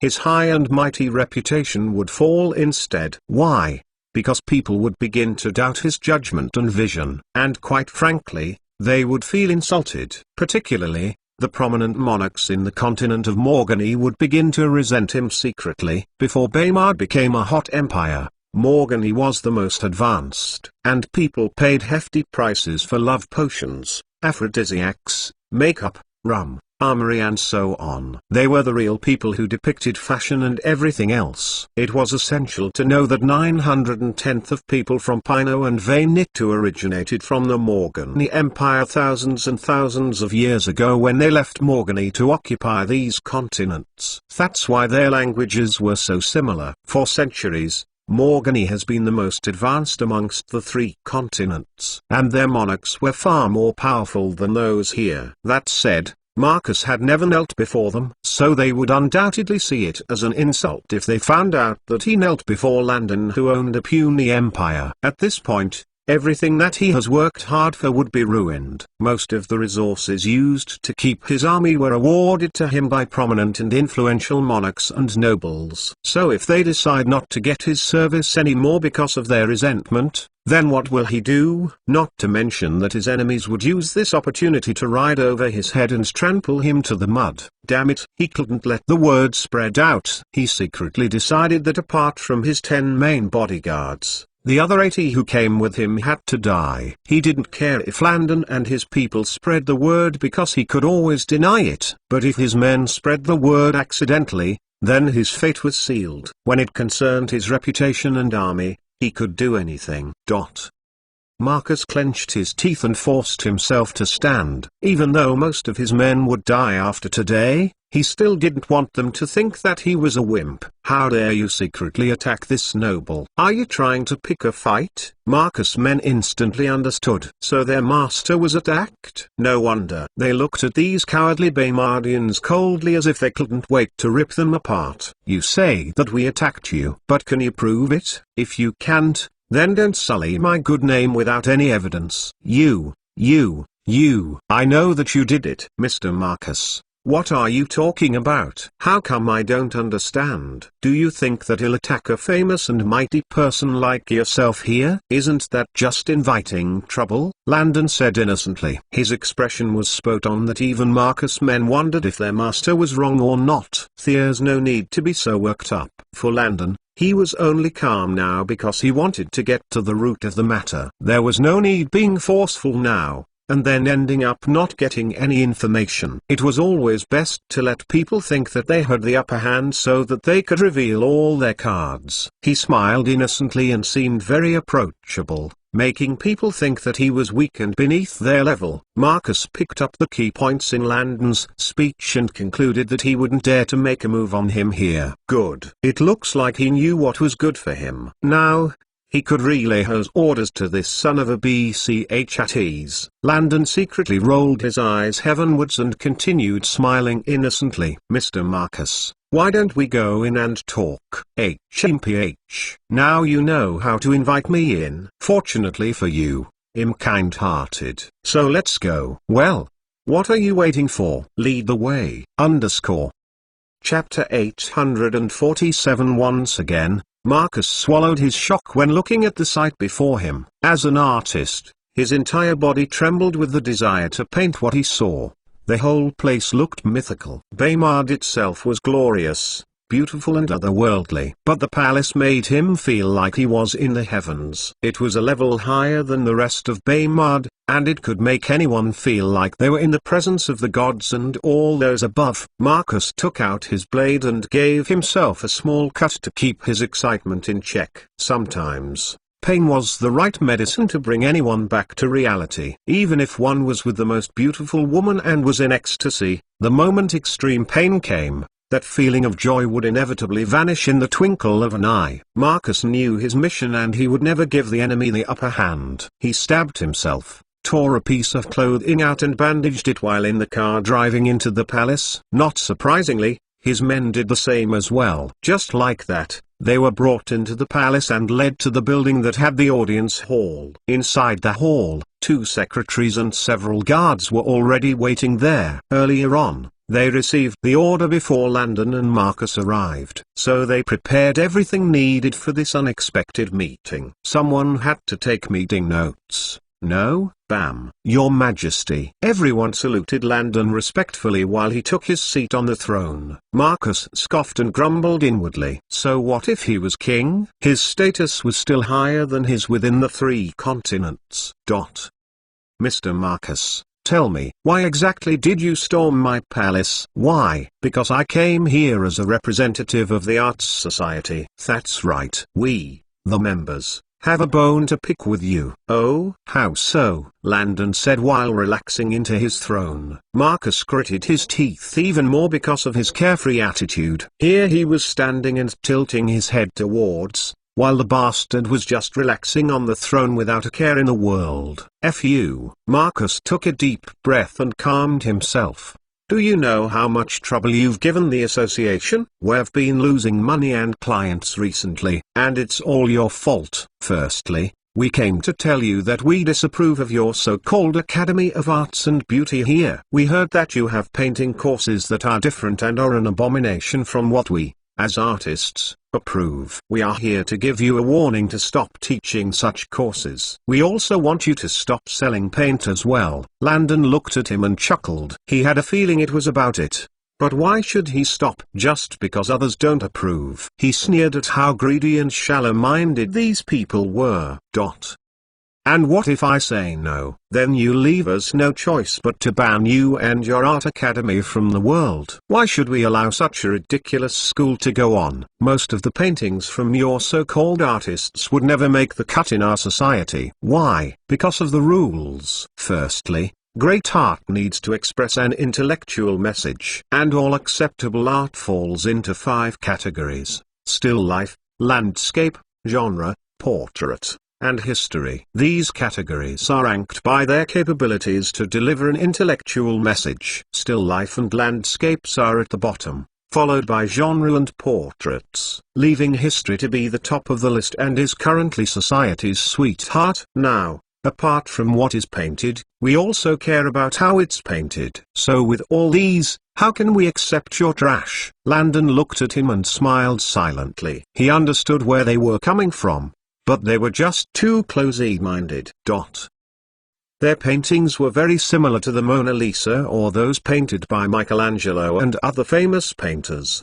Their paintings always had cooler tones with no shouting colors. They believed that it should be like this. They chose darker shades of every color, which was their choice and shouldn't be forced on anyone. Another thing was their categories. Still life portraits just showed inanimate objects, like one could paint a close-up portrait of an apple by a spoon on a wooden table. That would be still life. And because it didn't express any intellectual message, it was ranked way at the bottom with landscapes. As for genres, they mostly painted the life of the poor to keep the rich feeling good. Some took these paintings and felt proud of where they were in life. Of course, portraits were portraits of people, typically nobles. And there were rules for portraits. You couldn't smile, the colors didn't need to scream out, and so on. So with all the Baymardian paintings of young girls and girls laughing with their teeth out in the open, how can Marcus and the rest accept it? They couldn't accept anyone showing teeth in a painted portrait. Again, why were the colors so vibrant? They even saw an abstract painting similar to Picasso's Back on Earth and realized that it didn't fall into any categories. The body proportions were just awful. What the hell was this painting? It was trash. Picasso =_=. Last on the categories list was history. Without a doubt, this was the most expensive and famous category of all. There were paintings of kings wrecking the throne, paintings after the war, and many more. This was a hot-blooded era, and paintings like this conveyed intellectual messages far beyond what one could imagine. Mythical paintings also fell under history as they were very interested in the gods, ancestors or whatever their belief was. In the Empire of Zan within the Morgani continent, there was a famous nude painting of the earth goddess Pillar, a symbol of womanly perfection. In the painting, she was idealized, with all little angles and several nude women looking at her as if she was the world itself. Their bodies were smooth and beautiful, having no body hair. The scene was complex and layered but still very simple. Its colors were natural and nothing that one would find in nature. They weren't too saturated or harsh, so the color tones were cool. The scene invoked a balanced harmony. So for a long time, the only way to be recognized and be successful was to follow the Art Society's rules. No pictures with smiles, no overly bright colors. Everything needed to have a balance with depth and perspective. No portraits of overly exaggerated figures and so on. The only thing that was painting small in size was a man's private because they believed it took away the sheer simplicity and beauty of the painting. In short, if they did so, all eyes would all on that, rather than the painting itself. Marcus had even seen a picture of a pregnant lady with a thin lining of hair along her rounded belly. Most pregnant women will have this trip across their belly when pregnant due to hormonal fluctuations. Looking at the time strip of hair, Marcus felt like the whole portrait was an abomination. How can body hair be painted? Only the head hair and beards were allowed. So what was this? Apparently, the female painter wanted to give pregnant women some sense of belonging and pride. For all those whose husbands feel appalled to be with them during pregnancy, for all those who find themselves in a depressing or bad time when pregnant, the artist just wanted to reach out and grab their hands through the painting. The woman in the painting laughed and rubbed her belly lovingly, and in the background, all sorts of chaotic scenes surrounded her. But since when should they as painters care for such things? The painting was accusing them of wronging their wives. This was an outrage. What business was it to others on how they treated their wives? Didn't they give large dowries in exchange for their lives? No one had the right to poke fingers at them even if they mistreated their wives. The painting didn't even fall into any of the Art Society's categories. So it was rubbish. At the time, Marcus swore to find the painter and the last and give them a piece of his mind. But he was told that the lady was made up and didn't exist. And the painter was here in Baymard under the protection of this little imp. So he was determined to give Landon a piece of his mind. The number of ridiculous things that he had seen was far too many, and he had to put a stop to it now. As for Landon, he truly felt like the paintings from those of the Art Society were undoubtedly beautiful. Nonetheless, he didn't approve of their so-called rules that restricted artists. For heaven's sake, let their imagination run wild. If painters wanted to paint a stick-like lady with an overly fat head, like the Bratz dolls, then let them. If they wanted to paint something like anime with overly big eyes, then why not? If they also wanted to paint gravity-defying hair that lit up like the signs in Dragon Ball, then by all means, they should. Characters with whiskers on their faces, someone releasing ice from their hands, anything goes. What exactly was the problem here? And why couldn't they paint someone who was laughing? Was it really that bad? Funny enough, Baymard still taught and painted Marcus kind of paintings, but they expanded their categories to the 21st century's standard and classes. There are so many categories, so why limit them? It didn't make sense. Chapter 848. Landon chuckled and found Marcus thinking to be too close-minded. It's okay for one to love his particular art style, but forcing others to only paint the way they paint was wrong. Not everyone liked looking at those types of paintings every day. It was an artist's given rights to paint as they chose. Just because the painting didn't fall into any of their categories didn't mean that it was garbage. Alright, you've stated why you want me to stop all art courses. But you have yet to tell me why you also want me to stop selling paint and other supplies. Listening to Landon, Marcus thought that he had agreed to stop his academy from teaching art courses. Good. Now he had to make the best stop selling paint, canvases and so on. Marcus lifted his chin like a proud peacock and puffed out his chest. It's simple. Painting is something for the nobles and aristocrats, and even if one was to take a peasant as a disciple, they will still work strictly under our control at all times. The Arts Society's prestige has always been grand, with people fighting just to be a handyman, talk less of being a disciple. But over these past years, that prestige has diminished somewhat. Now, ordinary peasants can buy your stupid Baymardian paint palettes, paint canvases and brushes at low prices. Do you know that the Art Society has business with those who regularly supplied paint? We have shares in their business. And now, we are losing money. The more Marcus spoke, the angrier he became. His chest raised and dropped as he retold what he and his society had gone through over the years. Previously, a single cup of paint would cost 750 copper coins. But the Baymardians sold toothpaste like tubes for 5 copper coins each. One should know that 1.5 tubes of paint was equivalent to 1 cup of paint that they sold for 750 copper coins. So weren't they losing money? Obviously, the people chose 5 copper coins over 750 copper coins any day. Plus, they weren't fools. The quality of the Baymardian paint was far richer than what the society offered. Also, there were many types of paint in different forms, like paste, dried paint on pallets, and liquid. And the color range was extensive. All these had way better quality, were affordable and very easy to find in many stores. Not to talk of the canvas and paintbrushes available that were well made. It was easy to see why the Art Society was losing money. But Landon felt like if they lowered their prices, they would be fine. Firstly, their process of making paint was far simpler than his. They typically combined colored rocks, clay, earth, bone, flowers and other substances to make paint. Egg yolks were commonly used as the primary binding medium, which created a quick-drying matte finish. And at times, they used wax as the binding agent too.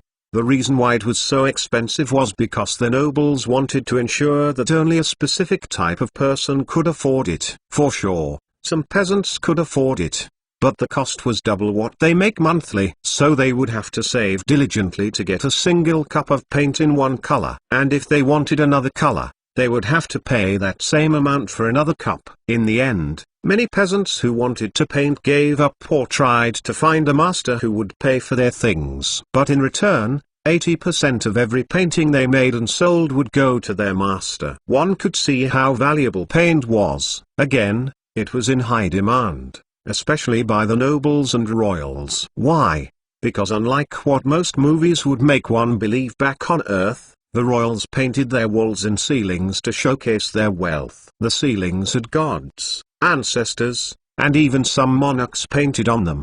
The walls in the hallways had all sorts of designs and so on. It was their very own wallpaper and ceiling design. So paint artists were in high demand. And the thing was that the art society and those making the paint only used their slaves as workers so that the paint making process couldn't spread. And so, they had been occupying the market for hundreds and thousands of years. All paint makers belonged to the art society and were registered members. They are the people one went to if he or she needed paint. But now, they have serious competition.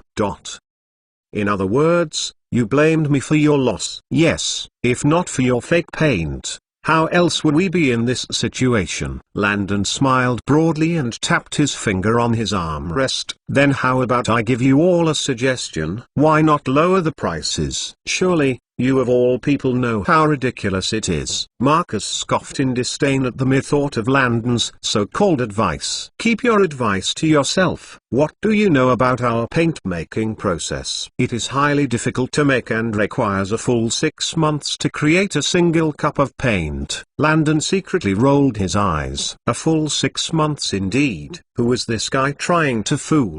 With their paint-making procedures, they could make buckets of paint in a single afternoon. So what SHY process needs a full 6 months for just a single cup? This was probably the bullish story they passed to the peasants and everyone else, brainwashing them of its price. To put it simply, these people from the Art Society were con men. We, from the Arts Society, have one more demand that must be completed. Oh, Mr. Marcus, I'm here to listen to all your complaints. So what else do you need done? Marcus looked at Landon in satisfaction as he felt that the brat was rushing to please him. Maybe he was that bad after all. We, the society, have seen the functionality of your pencils, pens, rulers and books. And, we approve of them. But, they should only be sold to nobles and royals through us. These goods are art materials and should only be sold by the Art Society. So you have to hand over the production process immediately. Silence. The secretaries, 00 is this guy asking for death? The Baymardian guards who were secretly shaking their heads. Bro, why did you have to go there? Sigh. Chapter 849. For the good of the world of arts, the Art Society demands that you have to hand over the production process immediately. Landon laughed angrily. As expected, their primary purpose was to obtain the manufacturing processes of these materials. Their Art Society wasn't just made up of painters. What Marcus was saying, those within different art professions were complaining as well.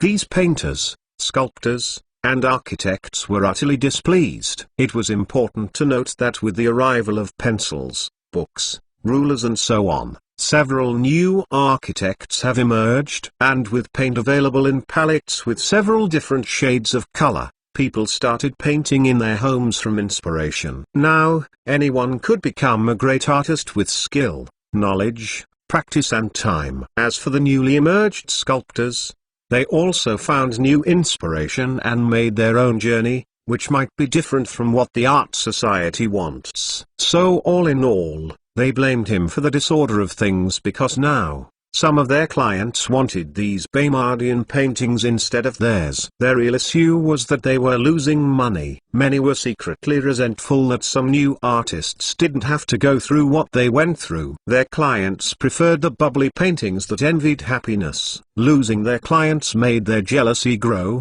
and they wanted to stop this madness once and for all. But Landon didn't see their issue. For him, giving resources didn't mean that everyone could be successful, so he didn't know what they were jealous about. Everyone in the world has a voice, but not everyone can sing exceptionally. He provided pens, pencils, paper, paint and other materials. But not everyone will become a great painter, architect, sculptor and so on. In fact, many might be borderline average. Nonetheless, everyone had a growth pattern. Some were fine with being average, while others wanted to be the best. Some also focused on a particular audience and didn't care about the rest. Again, some will go on to be borderline average till one day, an awe-inspiring thought comes to their mind, and they made their masterpiece at age 50, 60 or whatever. Some people would remain ordinary all their life, while others would excel above average. Nonetheless, everyone had the right to continue painting, even if they had just one fan. It meant that someone out there loved what they did, and that was all that mattered. So why should he stop selling paint? Why should only the nobles and royals use books, pencils, rulers and so on? More still, why should he give out his manufacturing processes to them so that they could control the market? They wanted him to stop selling them so that they would be the ones manufacturing and selling them at their own ridiculous prices. What did the matter of their society losing money have to do with him? If they were reasonable people, he might have considered signing a middleman merchant agreement with them just like he did with others around the continent. But sadly, they were greedy high-end society people who just wanted to sit on money at the expense of others. It was okay that they wanted to maintain their ever-growing army and expand their influence. But when they did so at the expense of others, then that was the problem. Hey, since he has gotten the whole gist of the matter, then he could now be arrogant.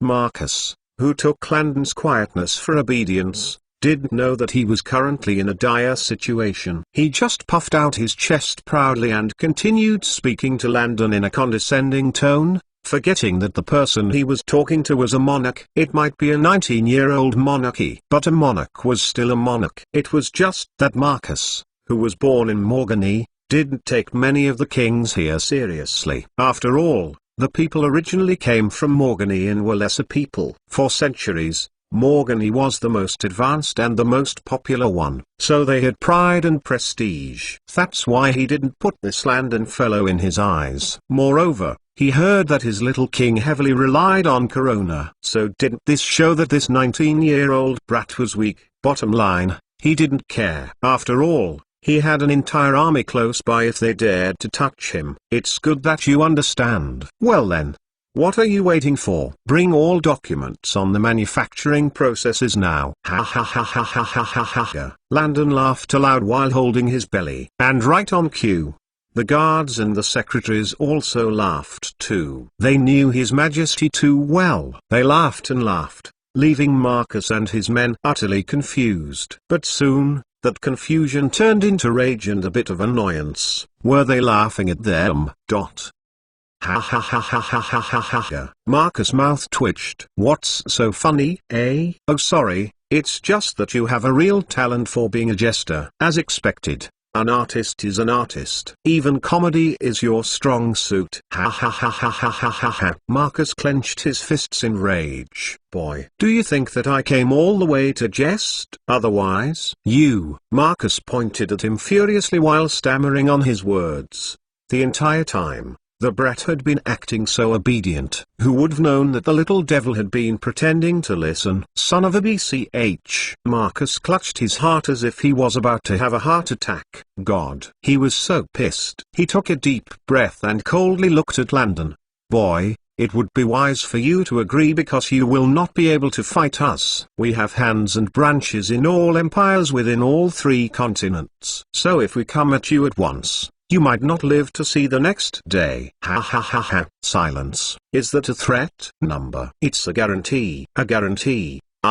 Yes, you may not know it, but let me take you down Alec Barnes' memory lane. We, the members, aided him and helped him clear up all his enemies during his first 5 years in power. We dragged him from his lowly gutters to some degree of social standing, making him worthy enough to stand around the great monarchs in Morgany. Maybe you feel bold because your father is currently Arcadina's ruler, but you've forgotten one thing. The royal privileges that you enjoyed all comes from your father, which we, the society, supported. Without our aid, your father would not have been able to sit on his throne during his earlier years. Now, your father is a phoenix. But you, who are you? You are nothing but a mere child. When a chicken decides to play in the den of a hangul, can one really expect any future for it? Its only fate is to be eaten alive. If we can give power, then we can also take it as well. Little boy, you are far beneath our level to get a threat for us. What we gave you is a guarantee. Landon smiled and drummed his fingers on his armrest coldly. So I'm a worthless chicken.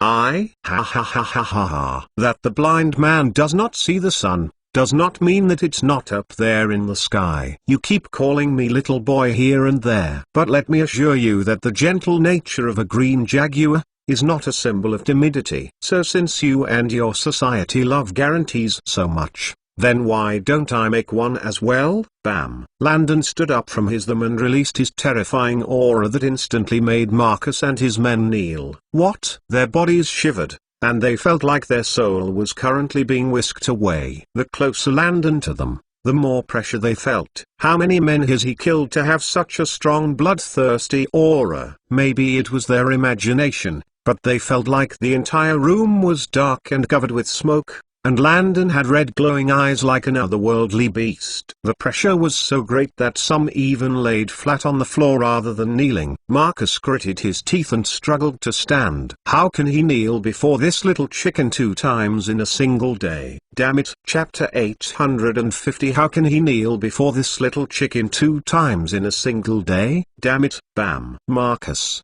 who had successfully been able to lift one knee off the ground, found that same knee hitting the floor again. The pressure was intense. His blood felt like it was bubbling and swiftly circulating 5 times faster than it usually would. His heart raced so hard that he genuinely felt like he was going to have a heart attack. And his face was so red that one might think that he had just finished some heavy training. The thing that made him so unwilling was that the beast that caused him to be in this same state was the one he called a weak chicken. He struggled to say something or even fight back, but the moment he lifted his head and met Landon's beastly eyes, his body unconsciously shriveled like a newborn duck. Of course, his men weren't in any better position. Some felt like they were right in a demon's lair with no way to escape since their bodies refused to obey their commands. They were both helpless and unwilling. Who were they? They were proud Morgs people from the continent of Morgany. For centuries and decades, those from Pino and Vaynita looked up to them and obeyed their commands without any questions. Their history was somewhat similar to that of Britain sending people to the new lands America and Canada. Likewise, Morgany had sent people to occupy both continents, Pino and Vaynita. All this happened centuries and decades ago when the population wasn't even this high. Anyway, unlike back on Earth, the people within these continents realized that they couldn't defeat these intruders, so there weren't too many wars. Some opposed but sadly died. Again, the population was tiny at the time, and the land was filled with all sorts of deadly and dangerous creatures, many of which are now extinct.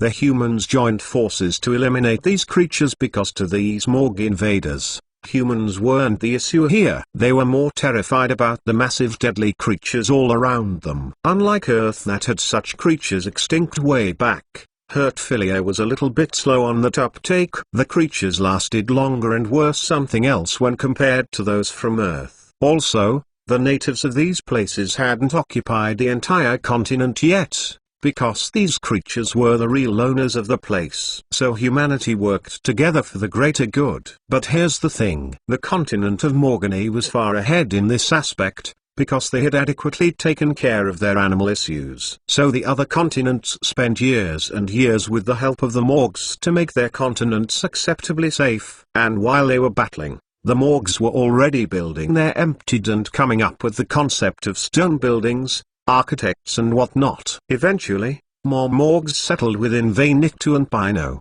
developing it slowly to where it was today. Of course, at a certain period, the morgues in Vainicta and Pino wanted their independence from Morgany. They did get it, but in exchange, they had to keep paying some yearly amount of money to Morgany. The government leaders in Morgany at the time weren't fools. They realized that even if they killed these backstabbers that wanted independence, those that they sent to replace them would eventually want freedom too. So they agreed that these backstabbers should just send money and send some raw materials yearly in exchange for independence.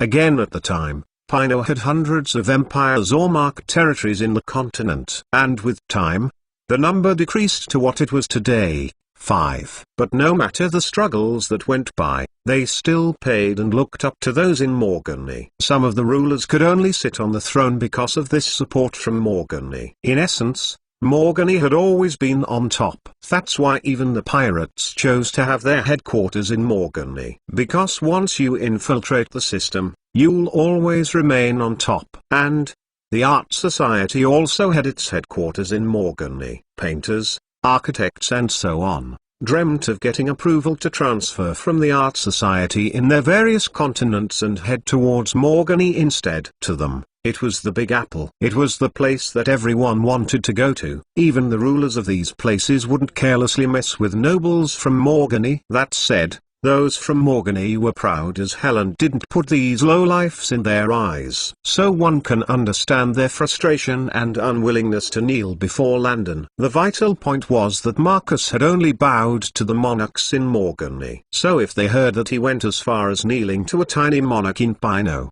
it would be a slap to their faces. Forget about the monarchs. Even the ordinary citizens would find him traitorous for kneeling to a little boy from Pino. Not even a full-grown man. What a joke. It was like a dragon kneeling to a rabbit. No matter how one looked at it, it was absurd and quite insulting to the other dragon folks. How will he hold his head high in future? Marcus was more determined to kill his men after this. This story must not leak out. He would only keep his personal guards alive. The rest had to die. Marcus and the rest kept trying to stand up but still found that they couldn't. They gritted their teeth and tried their hardest to look as fierce as possible. It was just that because their bodies were trembling non-stop, they looked like little schoolboys who were unwilling to be punished by their demon-like teacher. Booby boy, what's the meaning of this? Marcus stammered. Landon just advanced while working his neck left to right, producing a cracking noise. You, what do you want to do? Do you know who I am? How dare you use some hidden weapon to make me kneel? Even now, Marcus would never admit that he knelt due to pressure. When Landon was somewhat close to them, he suddenly charged at them like a deadly beast. It was at this moment that they knew that they were effed. Was it too late to beg for mercy? TT. Chapter 851. Was it too late for them to beg for mercy? Sure, they were still unwilling to yield. But the enemy made their bodies tremble. Alright. Landon withdrew his pressure to allow them to fight. After all, the ass-swapping wouldn't feel great if the enemy didn't fight back. With that, he began his tyranny, starting with Marcus' men. The men unsheathed their swords vigilantly. But how could they be a match for him? Bam bam, pa, plop. Landon grabbed two heads and knocked them together like coconuts, making his victims see invisible stars around them. Then, he stopped a sword attack with his index finger and thumb, shocking the sword wielder silly. What the hell did he just see? 00. The enemy was so stunned that he thought he was having hallucinations. He tried pulling his sword back, but Landon just pulled the sword and ended up punching the guy hard, sending him flying towards another group of men. The flying men hit them like bowling pins, making Landon say strike. Meanwhile, the guards were very much itching to get revenge against these people that insulted them earlier, so they kept looking at Landon pitifully. Landon sighed and tapped their hands as if he were in a wrestling match. Partner switch. The guards excitedly got in on the payback party. Even though there were more enemies than guards, Landon wasn't worried about the enemy leaving the hall because there were guards outside. So the only way the enemy could escape is if they had a hostage. And unfortunately for them, Landon's secretaries also knew combat because as his secretaries for the monarch, combat prowess was a given. This job was dangerous because they could even be kidnapped or held hostage since they knew some deep empire secrets. So for their own good, they had been training for years. Even the prison warden's secretary was a beast on the field. It was for their own good to always be ready for terrorist situations and so on. One should know that just several months ago when they began taking over the new territories, one of his secretaries took care of some nobles that dared to use her as a hostage. It was a big mistake to think that she was a poor defenseless lady. Misty took off her glasses, carefully put them away and began stretching, while Brian on the other hand, slowly uncuffed his expensive shirt. Why did I choose to wear my new killer limited edition work heels today? Ugh. I blame these idiots. Why can't they just learn? Sigh. Beats me. Let's just get this over with. We have to get His Majesty ready for the upcoming meeting with the Coronian, Tariqan and Arcadinian ambassadors. Right. And so, this had been the preview to the daily lives of the monarch's secretaries. Bam. They engaged the poor fools that dared to approach them mercilessly. Bam. Ah, you BCH. Bam. You dare touch me? Bam. Boy. Do you know what position I hold? Wait. What are you doing? Number. You stop. Stop right now. Bam bam. Pa. Plop. Bam. TT. While everyone was going at it, Landon focused his attention on Marcus, who was currently surrounded by 10 of his most trusted men. Well, this will be fun. The moment Landon charged towards the group, 5 came after him while the rest stayed by their master in order to protect him. Landon didn't waste any time and flung them like any to the far walls of the massive hall. Bam! They hit the walls and fell to the ground hard. What? Just how powerful was this runt? Marcus felt his hairs standing up in alarm. He was that fearful because Landon had told him from the start that he wouldn't dare to kill him. But now, he couldn't help but wonder if the beat had been lying to him all along. No matter. He still wasn't all that terrified because he knew how important he was to the Morgany continent. Seeing how powerful he was, 3 more men charged at Landon. But this time, they tried to be extra careful and avoid close contact with him, lest he grabbed them and threw them as well. Sadly, no matter how careful they were, Landon still did the same thing. Bam! They too smashed into the wall and fell flat on the ground. The remaining 2 who were protecting Marcus dared not advance. Instead, they waited for Landon to approach while coming up with ways to deal with him. But of course, like their colleagues before them, the wall became their closest friend. Bam! Landon treated them like flies. How annoying.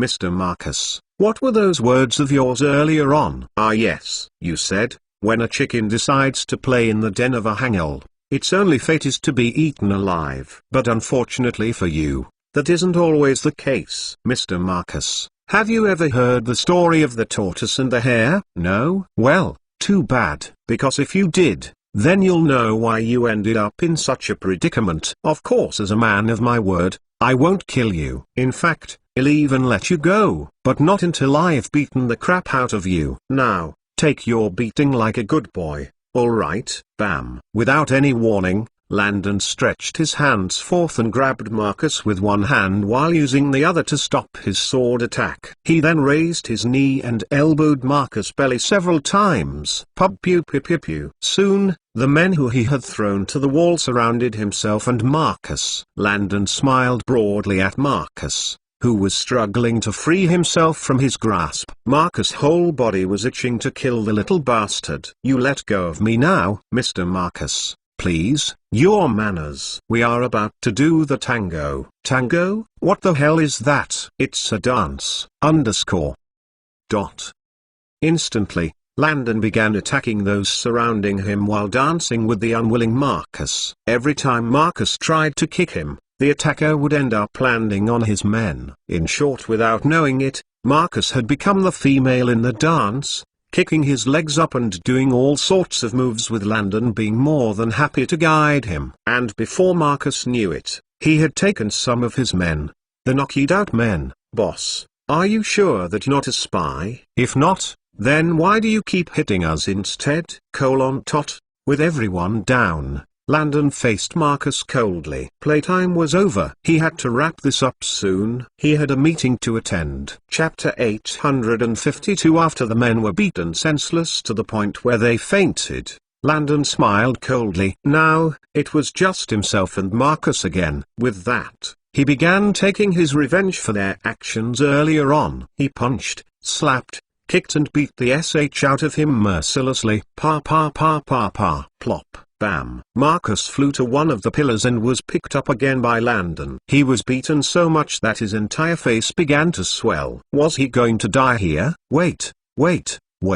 That's enough. I promise never to annoy you again. So can you let me go? The bloody-nosed Marcus begged pitifully, with his very swollen face. His men were all knocked out cold, so who would know about his begging? He decided to lower his pride for now and find a way out ASAP. In his mind, he had already sworn to go back to Morgany and report this matter to the Art Society leader. At first, he thought of attacking Baymard. But no matter how angry he was, he didn't know how many cards this bastard had up his sleeves. That's why he decided to go big or go home. If all the nobles and royals who were members of the Arts Society joined forces to attack Baymard, he didn't believe that this bastard would be able to survive. In fact, no continent would be able to survive such a grand-scale attack, talk less of a single empire. Besides, the royals might even be the ones pushing him to attack Landon because of the manufacturing processes. If they had that,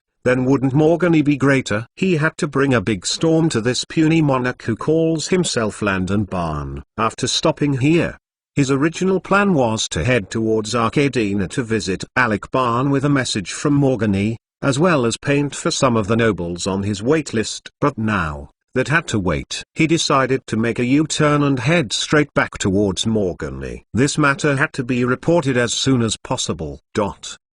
Landon looked at his begging face and knew that this guy was planning payback. But so what? To him, it didn't matter. Why? Because even if he wanted to go back to report the matter, reaching Morgany and traveling to his headquarters would undoubtedly take at least 12 months. That's a year. From there, just rallying up all forces in all far-away locations would also take longer. From there, they would sail back here again. In short, it might take 2.5 more years for them to attack him. By then, he might have even begun his mission on the continent of Morgany. So he would be meeting them, rather than they meeting him. Nonetheless, there was still a possibility that he might not star on them yet because he intended to keep the most troublesome empires for last. Whatever the case, whether they came to him or he went to them, the outcome would be the same. He would win. How could he not when he had the system? They were bound to lose. Moreover, he had ample time in his hands before they could even come back to attack him. So why worry? There was just no way out of it. Communications and transportation were just too bad in this era, which ended up working in his favor. Bottom line, he had time to play. Nonetheless, the only reason why he allowed this guy to leave was that he wanted access into Morgany through the system. That's right. He placed a tracker on Marcus and his men. Now, he would be able to see everything and know the important people who were backing this famous painter. Plus, because of the tracker, he would be able to warp to any location close to Marcus. For him, this was his gateway to Morgany. There were only 3 scenarios that allowed him to warp. The first was if he was given a specific mission by the system, like when the system warped him to save Lucia and her men in a matter of seconds. The last scenario was if he had placed a tracker on his target, allowing him to warp close to the target. And the last scenario is if he marked a place that he had already visited. For example, he could go warp to several buildings and forest regions in Magoon Island because he marked them in the system's map as his territory. Of course, he couldn't mark the entire island. He had to pick specific buildings or trees in the forest as his warping point. That was basically how it worked. So he kept Marcus and his men alive for this very reason. He wanted several entry points to Morgany. As for the matter of their revenge, So what? He was purposefully stimulating them to ensure that they wanted revenge. Marcus and his men were of much use to him outside Baymard than in here. So why not let them go? He was looking forward to watching and witnessing how the man would make his plans in Morgany. Landon stood very close to Marcus and looked at him from above condescendingly.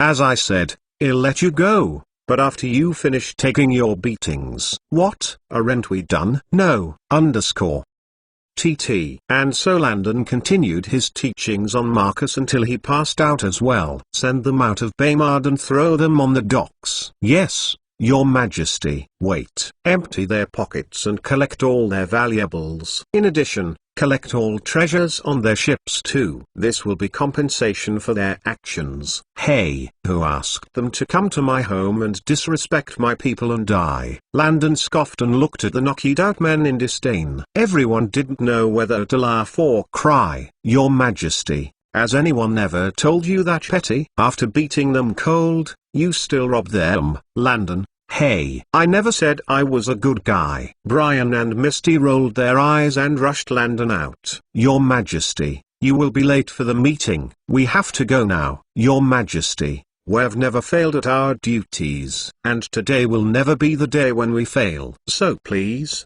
move. Chapter 853 as instructed. The unconscious Morgs were tied up with rope and gagged.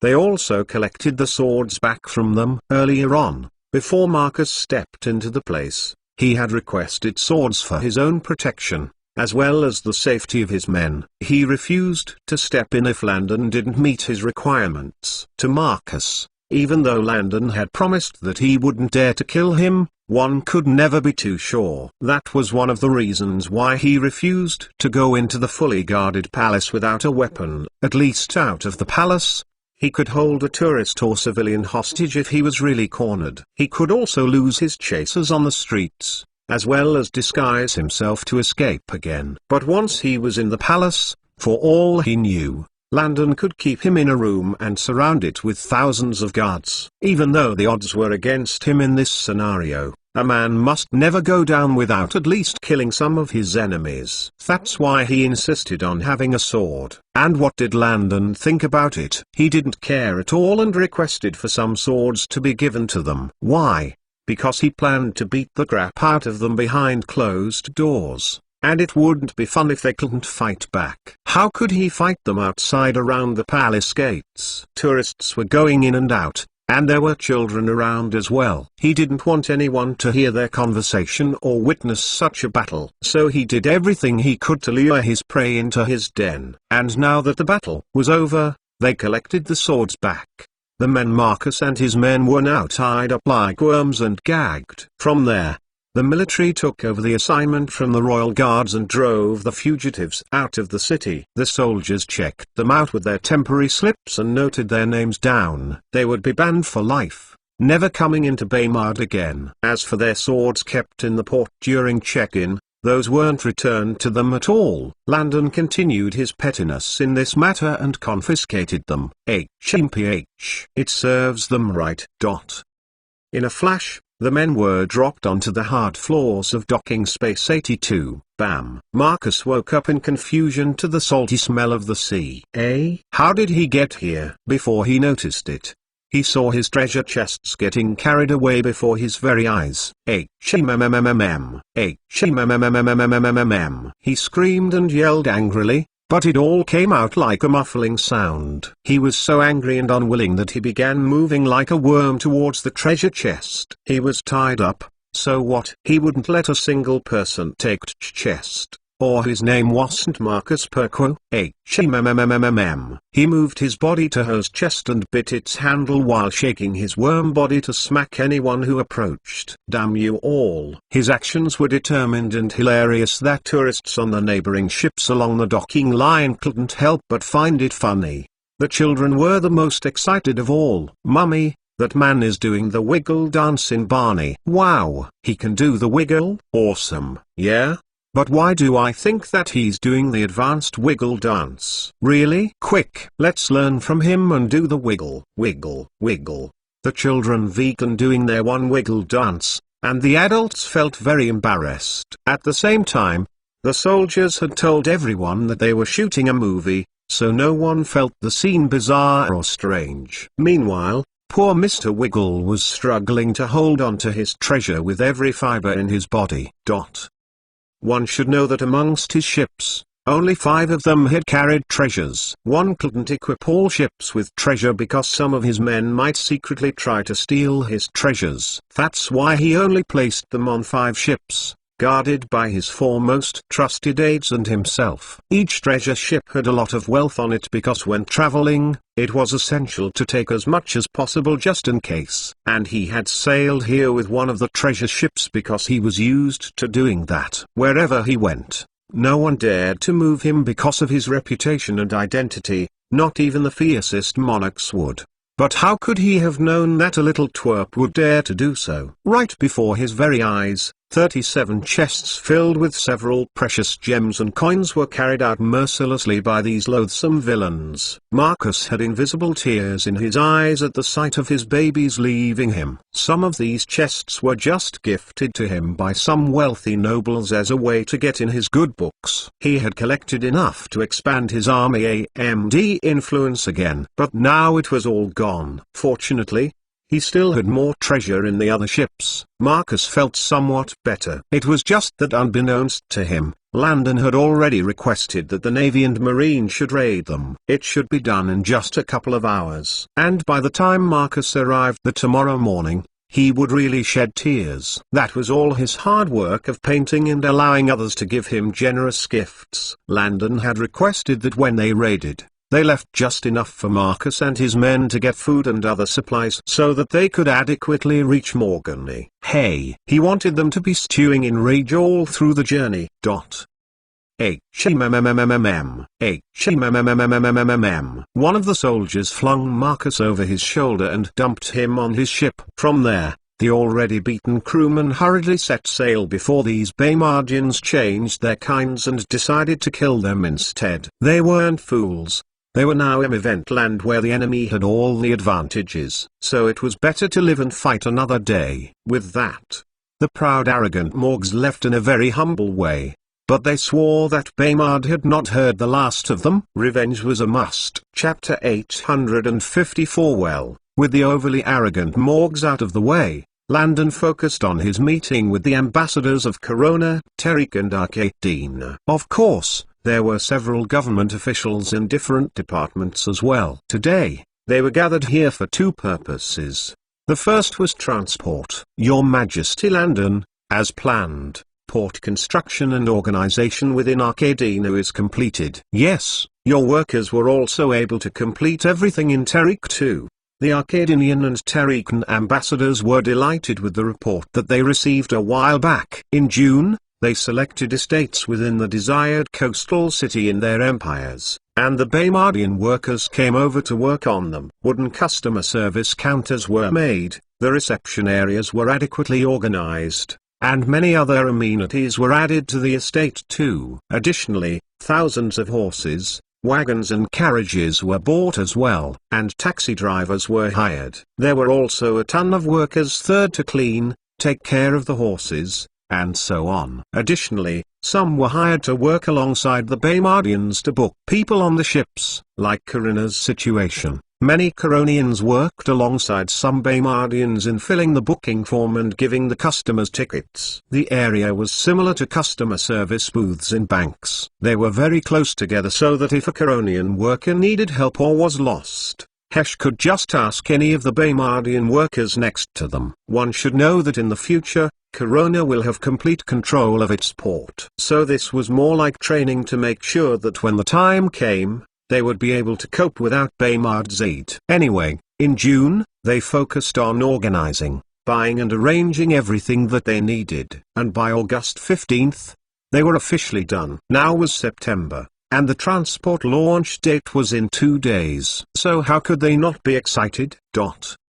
Your Majesty, finally, We will have fast transport between our empires. I can't believe that the ride will take only 4 days and 3 hours from here to Icarus City in the northwestern region of Tariq.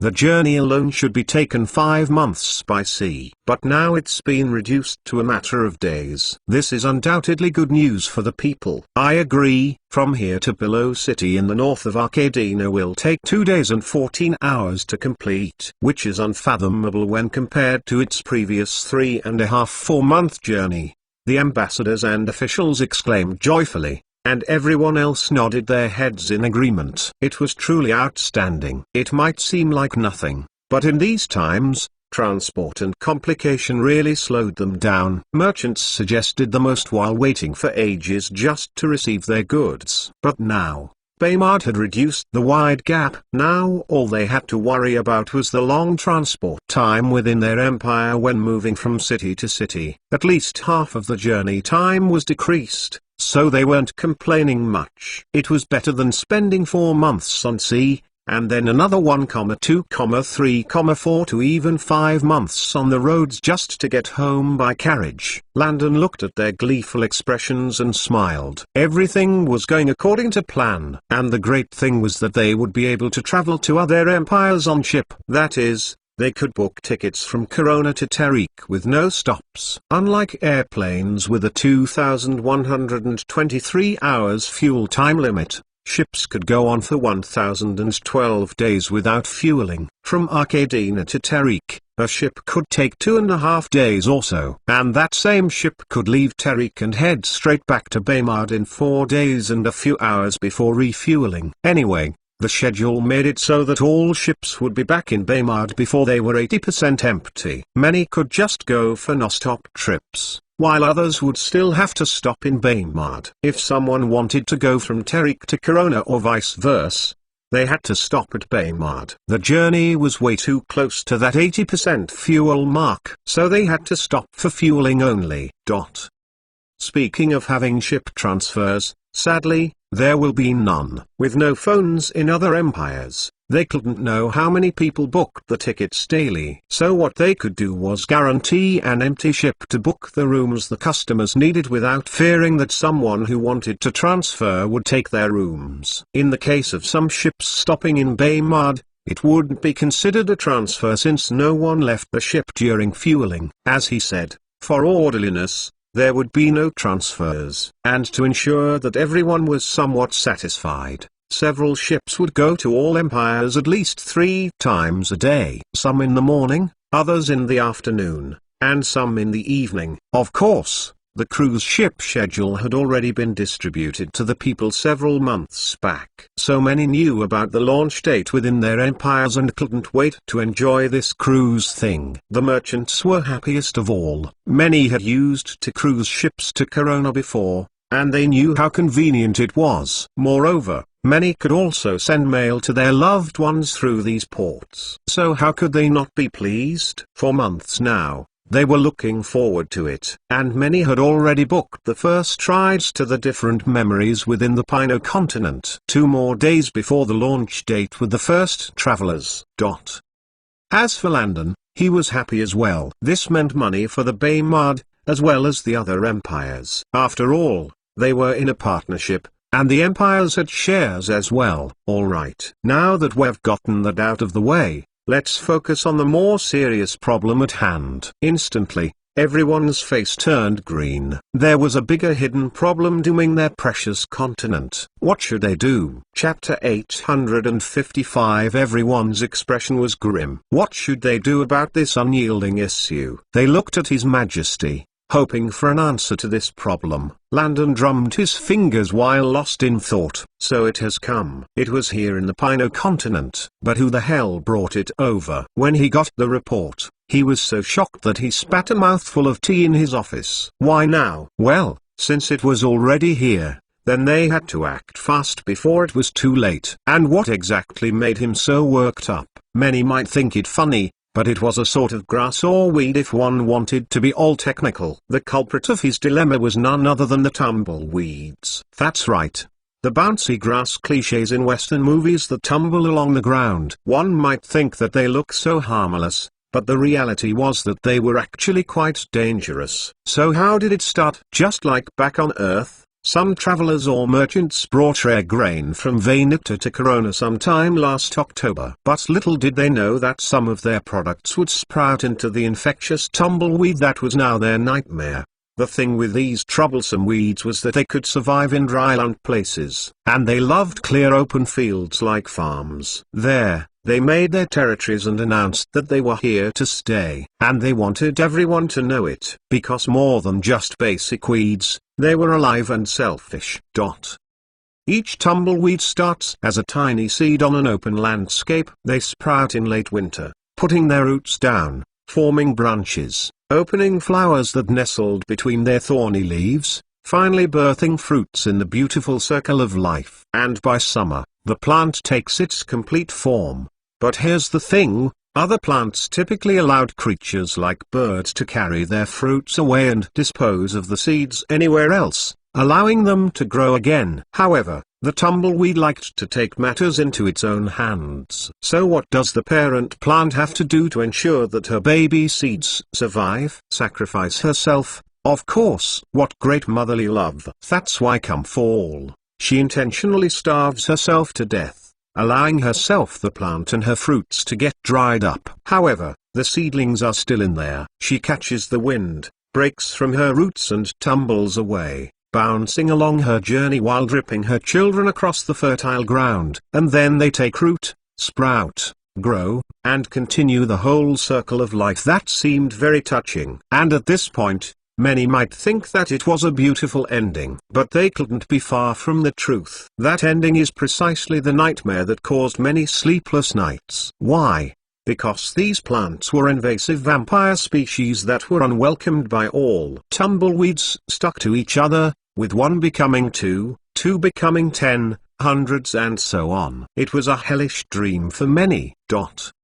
Farmers loved farming in vast open land because they didn't want deadly creatures sneaking up on them from the woods also. This was good and all, but now they had to worry about the tumbleweeds that seemed to love their open lands. And after these weeds took over massive empty terrain, a single windy storm can drown an entire village with tens of thousands of these troublesome weeds that all have overly sharp thorns that break off in their skins as well as their horse's skin. Many times, the roads, carriages, and even their times would get covered up with tumbleweed up to 2 floors high. And clearing them out was both painful and annoying. Tumbleweeds were both bouncy and sticky, so they have to be removed one at a time. Some might try removing them with industrial machines, but the danger is that they are highly flammable. They were dry, airy, and their branches were very dense, making them the perfect fire starters. They lit up in flames like magic and burned hotter as well. And even if one managed to clear the place of all tumbleweed,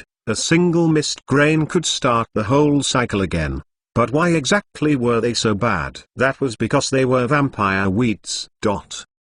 One should know that sticking on the farms, they stole and hoarded all ground nutrients for themselves before crops get planted. What other times? They choked the poor crops to death instead. In short, they refused to share and were greedy bastards. Again, once they catch flames, the entire farms would flame on as well. Right now, farmers were losing 1/110th of their yields because of these invasive vampire weeds. And what made them scared was how rapid these weeds had spread. But was there any way to stop them? Nope. They could only control them. The moment one tries to clear them from the farms and roads, thousands of seeds fall off from just a single one. So it was easy to see that tumbleweeds were a tough nut to crack. For starters, it was impossible to make tumbleweeds go extinct everywhere in the world, because provided a single seed found its way in, then that was it. And the most annoying thing was that before a tumbleweed dried out, it just looked like an ordinary bush. Of course, there were many variations of tumbleweeds, with some that showed their true nature before they dried out. But many didn't. So people couldn't tell that these seamlessly ordinary bushes were vampires in wait. All they could do was control the matter.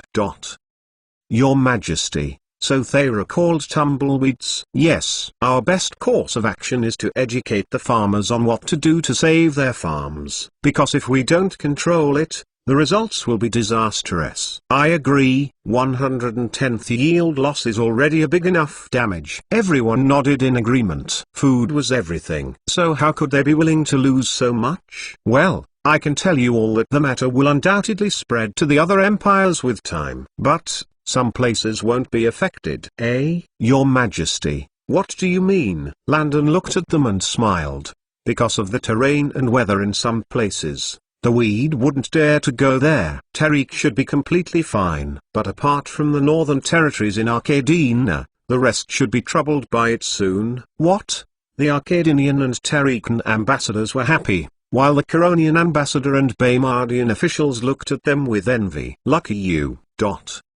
The meeting went on for a bit, with everyone coming up with countermeasures against these tumbleweeds. And after 45 more minutes, they were done. Meeting adjourned. Landon left straight for the barracks for his next meeting. He used the next few days to prepare for the mission alongside the soldiers. Time went by in a flash, and soon, it was time for him to leave Baymard once more. Time to put Henry on the throne. Chapter 856. Finally, it was time for Landon to leave. But before leaving, he had already prepared for Lucy, Mother Kim, Lucia, her brothers and some of her people to head towards Corona in a week. That's right. They had to go to Santa's wedding, and they had to arrive there several days before the big event to give Penelope her very own bachelorette party in the palace. Well, it would be like a sleepover where they would exchange gifts and share embarrassing stories. Gary's wife Ruby, as well as Mark's wife Ava,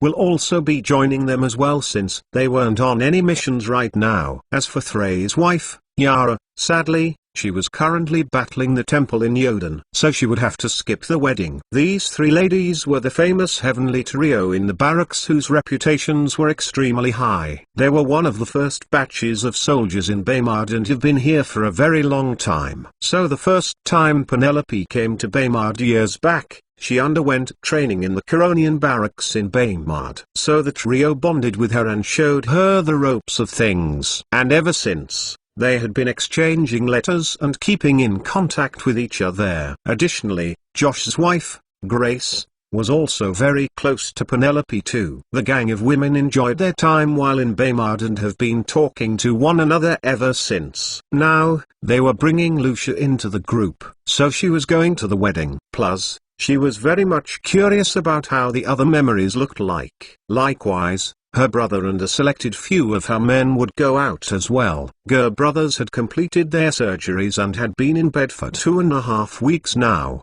The doctor said that they could go for this trip, but they weren't to do anything physically demanding, just walking around, eating and so on. In short, it was best to assume that they were the elderly. Of course, the other Zalipnians that were selected to go out were those that only had minor surgeries. Anyway, Landon arranged for their transportation and whatnot. The funny thing was that Lucy wanted Lucia and her team wanted to side on the cruise ships to Corona. But there were too many soldiers going on this mission of escorting them, and they needed Baymardian vehicles to get to the capital city fast. So Landon decided to let Lucy, Mother Kim, the rest of the ladies, and the Zalipnians take the cruise ships. In contrast, the Navy ship will stealthily follow behind them at a pace that doesn't make the travelers on the cruises uncomfortable. Of course, he would send them on the cruise ship with several guards as well. And the crews carrying them will be informed of the Navy tailing them too. There were a lot of things that he organized before leaving.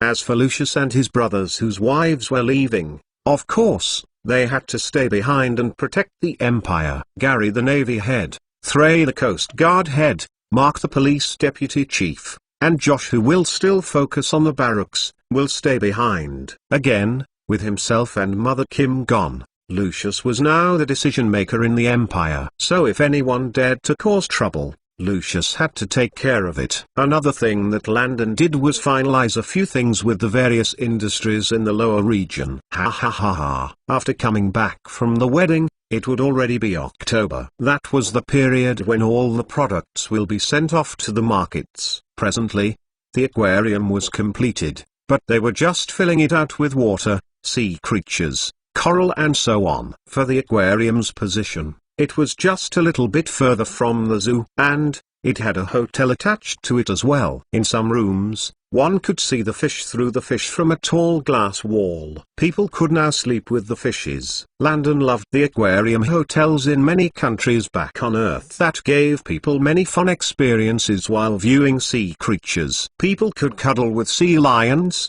anchor similar to dolphins, and other friendly creatures in this world. They could also do an underwater safari trek across the large well-decorated fake ruins created for exploration. People could dive in, do treasure hunts and whatnot while many harmless fish swam around them. Again, since this was a hotel, there was also an enormous pool outside. And there was also a surf wave machine too. When it came to food, they could have dinner or lunch with the fish in the underground restaurant or just eat in their rooms. Those who paid for the hotels could enjoy some of these activities for free, while those who came for a few hours had to pay. Of course, as a hotel, there will also be a spa there too. The good thing about building the zoo and the aquarium hotel close by was that it brought money to the zoo. People would undoubtedly go to the zoo after exploring the aquarium hotel and vice versa. Likewise, Tim and the guys have really outdone themselves with the arcade games currently being mass-produced. There were many pinball games and claw-grabbing games that would make people scream with joy. And then there was the darling of all of them, the one he was waiting for, Pac-Man. Additionally, the vending machines, money-changing machines, and parking meters will be ready as well. Now, the police will be able to properly charge people tickets for parking. AMD people who just want something as simple as a drink for 2 bays or so, can just get it in the vending machines rather than lining up for several minutes just for a single item. Doing so would lessen the traffic in stores and save those who didn't wake up early enough for classes or work. The money-changing machines will also be placed in many establishments too. Everything was going according to plans. As for Landon, he was going to settle this Henry mission as fast as he could before rushing to Corona. The wedding was in the last week of October on the 27th, so according to his plans, he should be there on the 26th, barely making it. Sigh. He could only blame the system for his current predicaments. With that, Landon and his team were off. But while they were heading out to fight their own battle, unbeknownst to them, trouble seemed to be heading their way yet again. Sigh. Why couldn't these people just let them be? Why? Chapter 857 On the Open Seas.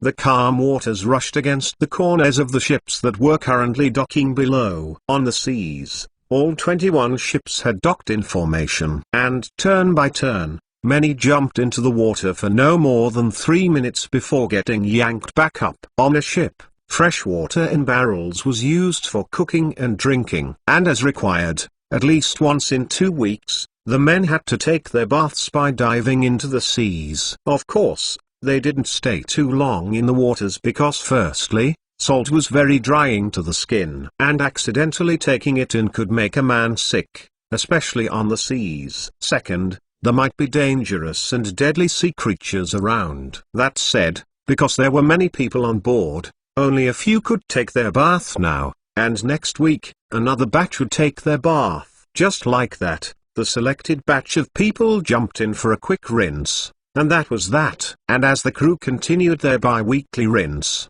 their primate in charge of all 21 captains that led the ships was currently having a meeting with his captains. And who were these people? Well, they were the group that the Temple of Dragmas appointed to claim Baymard in the name of the temple. The various elders won the auction of several properties months back, and their team had been dispatched to conquer Baymard. With the number of ships and people present, they were very confident about their victory. And who was their commander? They had brought 150,000 people for the battle against a puny empire. It sounded more like overkill to them because they even doubted if that little empire that overly relied on Corona. But they weren't complaining. They had to come out victorious. As for their primate, He was the one in charge of this operation. One could say primate was more like a rank or title that was bestowed on some people by the temple. It was very similar to a bishop rank or title, and primate Jaimosin III had all power and authority to bring glory and honor to the temple. Funny enough, when they left the shores sometime in August, the Baymardian soldiers arrived a few days after them. They were heading to Baymard to wreak havoc, but little did they know that their bases would be no more by the time they even reached Baymard. Primate Jaimosin, we are advancing just as planned. Good. In this way, we will be able to reach Silo village in the west of Corona. There we will wait for the primate Linva and his men from Deiferes. I heard that he should be bringing 27 more ships. So in total, we might be hitting Baymard hard with over 300,000 men. They won't stand a chance. Everyone nodded in agreement. That tiny place wouldn't be able to survive after this. As for why they couldn't just head on to Baymard first, that was because the leaders from each camp and each empire wanted things to be fair. Who knew if those who went first would rob them? Even though they all worshipped the same temple leader, each base wanted more benefits and would hate to get cheats out. So after the bidding war, they all decided to send their captains to ensure they got what they deserved. And for all bases, their Coronians were placed under primates, who were neutral and weren't under any bases since they worked directly with the leader. The ships and captains leaving Yodan were under one primate, while those leaving Deiferes were under another. They agreed to meet up and arrive at Baymard at the same time to ensure no cheating or stealing of goods took place. More still, primates were here to ensure that the bases didn't get their hands on whatever was locked up in the lower regions. Their leader would have to be informed of the findings first before anything that could be touched. They had planned and divided the Baymard to its last bits, which undoubtedly proved how overly confident they were about their victory. As for the village that they would stay in, it was very far away from the coastal city that had the Trans-Bacoronian ports. Bringing this many people would hint others about their movements, and they didn't want the enemy to prepare against them. So they chose to take over a tiny village west of Corona and wait for the other ships to join them. One of the men couldn't help but voice his opinion on this matter. Primate, I still think that we should have stayed in another place rather than that village. Because of its location, it's famous for having pirates over there. It's the perfect stopping point for those loathsome fellows. So I'm afraid that if we stay there, we might end up wasting our time and effort fighting those bastards. Jaimosin looked at the captain and rubbed his chin playfully. You do have a point. After all, we already have a terrible history with those lowlifes who call themselves pirates. But it's too late to change our plans now since the other primate will be heading towards the village. That said, I see your worries. We might spend several weeks waiting for the other ships to reunite with us. So during this time, we might be battling the non-stop. But why should we be afraid? We have the temple's blessings with us, so nothing will happen. Everyone's eyes widened as they looked at the fat blue ruby ring on their primate's finger. Yes, this was given by the leader as a guarantee of our victory through his blessings. With this, no one will be able to stand in our way. Everyone was very excited and filled with awe, as expected of the leader. He is kind through and through. I can't believe he gave us the famous Ring of Victory that was said to have been a spiritual artifact that led to our victory since our temple's creation. That's right. This ring is the reason why we've never lost any major battles. So with it here, we will definitely conquer Baymard. Our leader is great. Our leader is great. Our leader is great. _carrot. Chapter 858. Just like that, the warriors from the temple had already set out to conquer Baymard. One would think that the temple was the only enemy heading to Baymard, but that conclusion was undoubtedly far from the truth.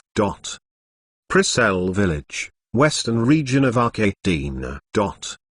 In the tiny village, several luxurious carriages and horses could be seen all around the place.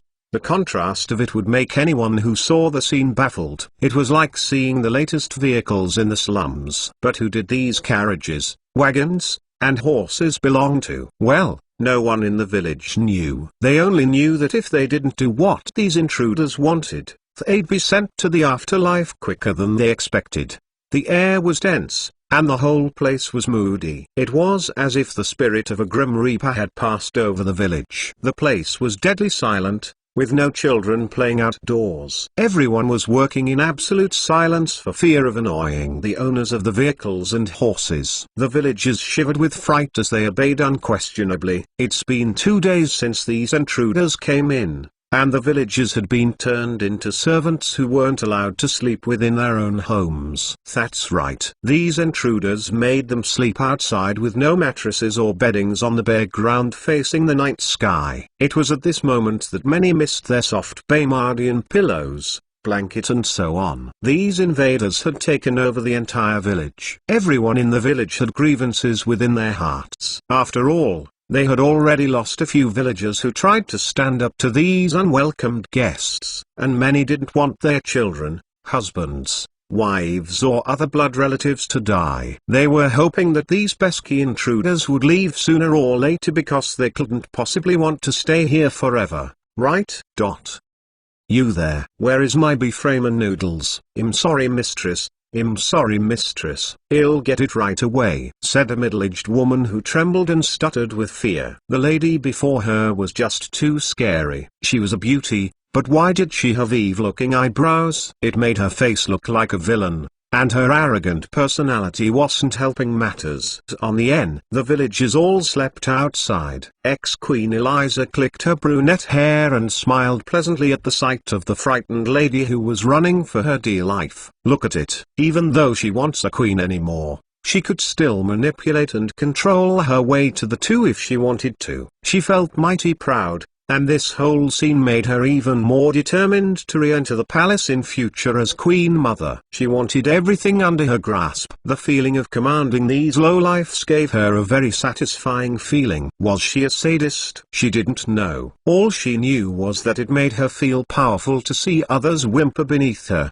She smiled and lowered her eyes to the village ladies who were busy massaging her feet. Hey, power felt good. With it, she could have everything that she wanted. Eliza puffed her chest in satisfaction. Soon, a burly man entered the room. Mistress, the few injured horses have been adequately taken care of. Now, we can proceed with our journey. Good. The earlier we get there, the earlier we can save my son. Scylla, I hope that the venomous butterfly assassin guild that you hired is good enough for the job. Scylla patted his own chest reassuringly. Mistress, without a doubt, they'll be able to handle it. That, I can bet with my life. Mistress, even though they are 300 of them, it would be a piece of cake. Mistress, we can only send in 300 because we don't want to look too suspicious. And these 300 will blend in the crowd and won't go in at once. Apart from the assassins, we are also going in with 3,000 men for backup, so we don't have anything to worry about. These assassins are highly ranked within the Empire with many accomplishments under their belt. One of them had even sneaked into Deiferous Palace and stolen some documents for the former King Alec Barn before they could go into a place with thousands of guards and come out unscathed. So you can imagine how powerful just a single assassin was. Then what more of 300? Their skill wasn't to fight thousands of enemies single-handedly, but to sneak in understated and do a specific job. So I'm sure that they'll be able to sneak into the place and sneak back out with His Highness Connor.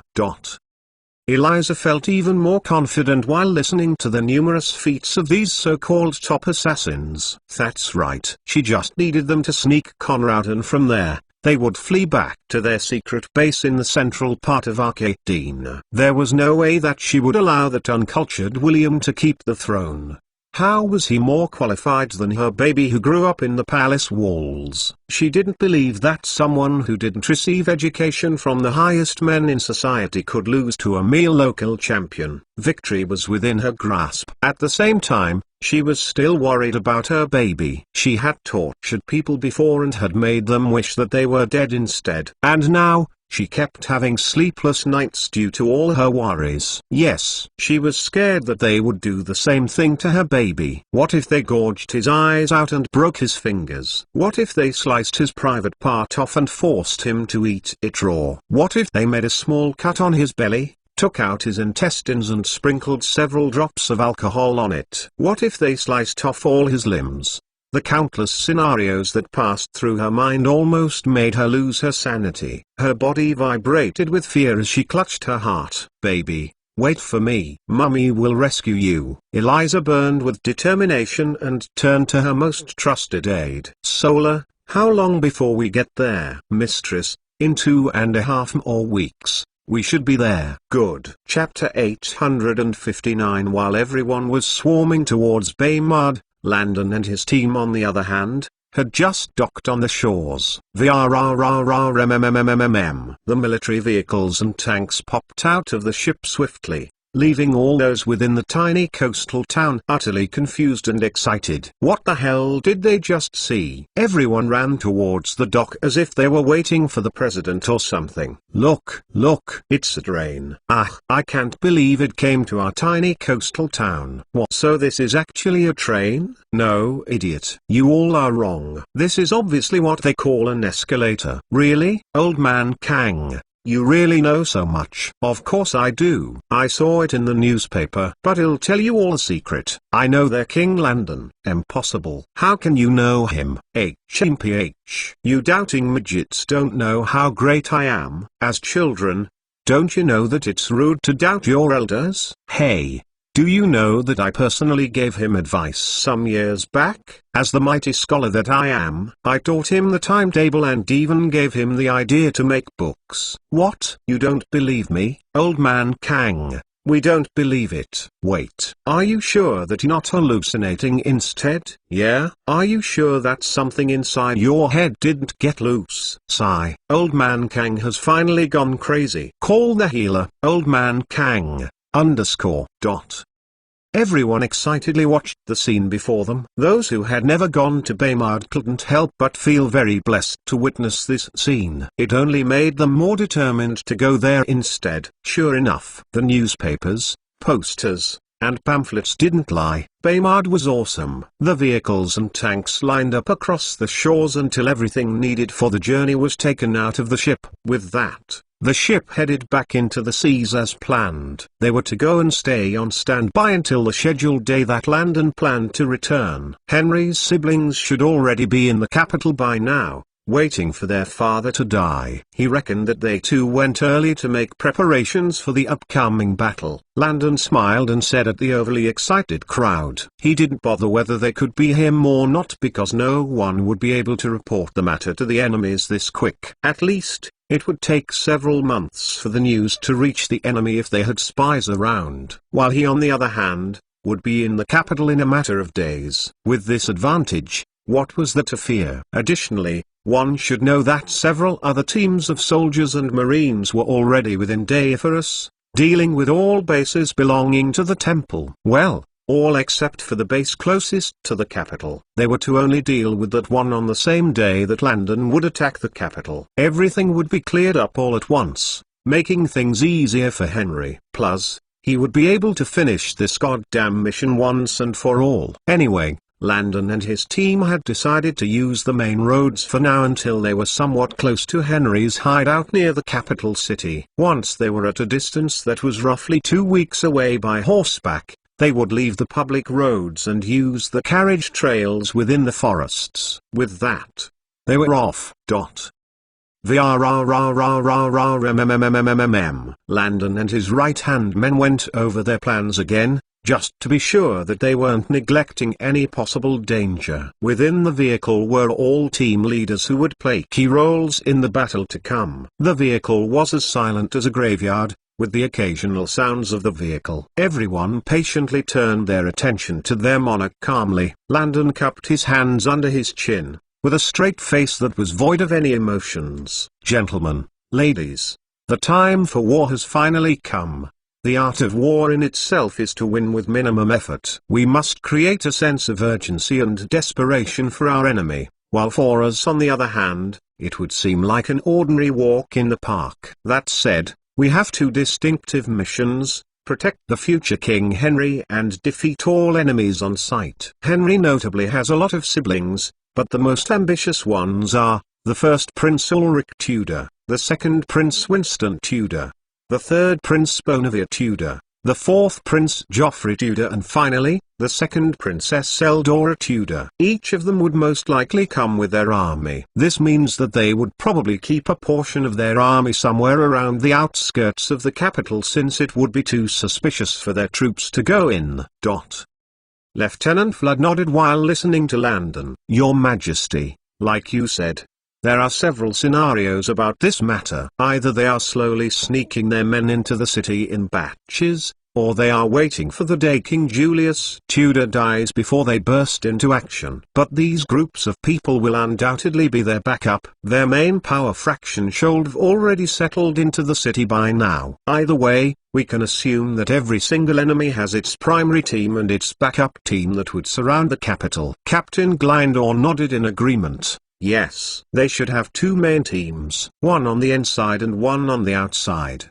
But a majority of their forces will be on the outside, surrounding the capital city.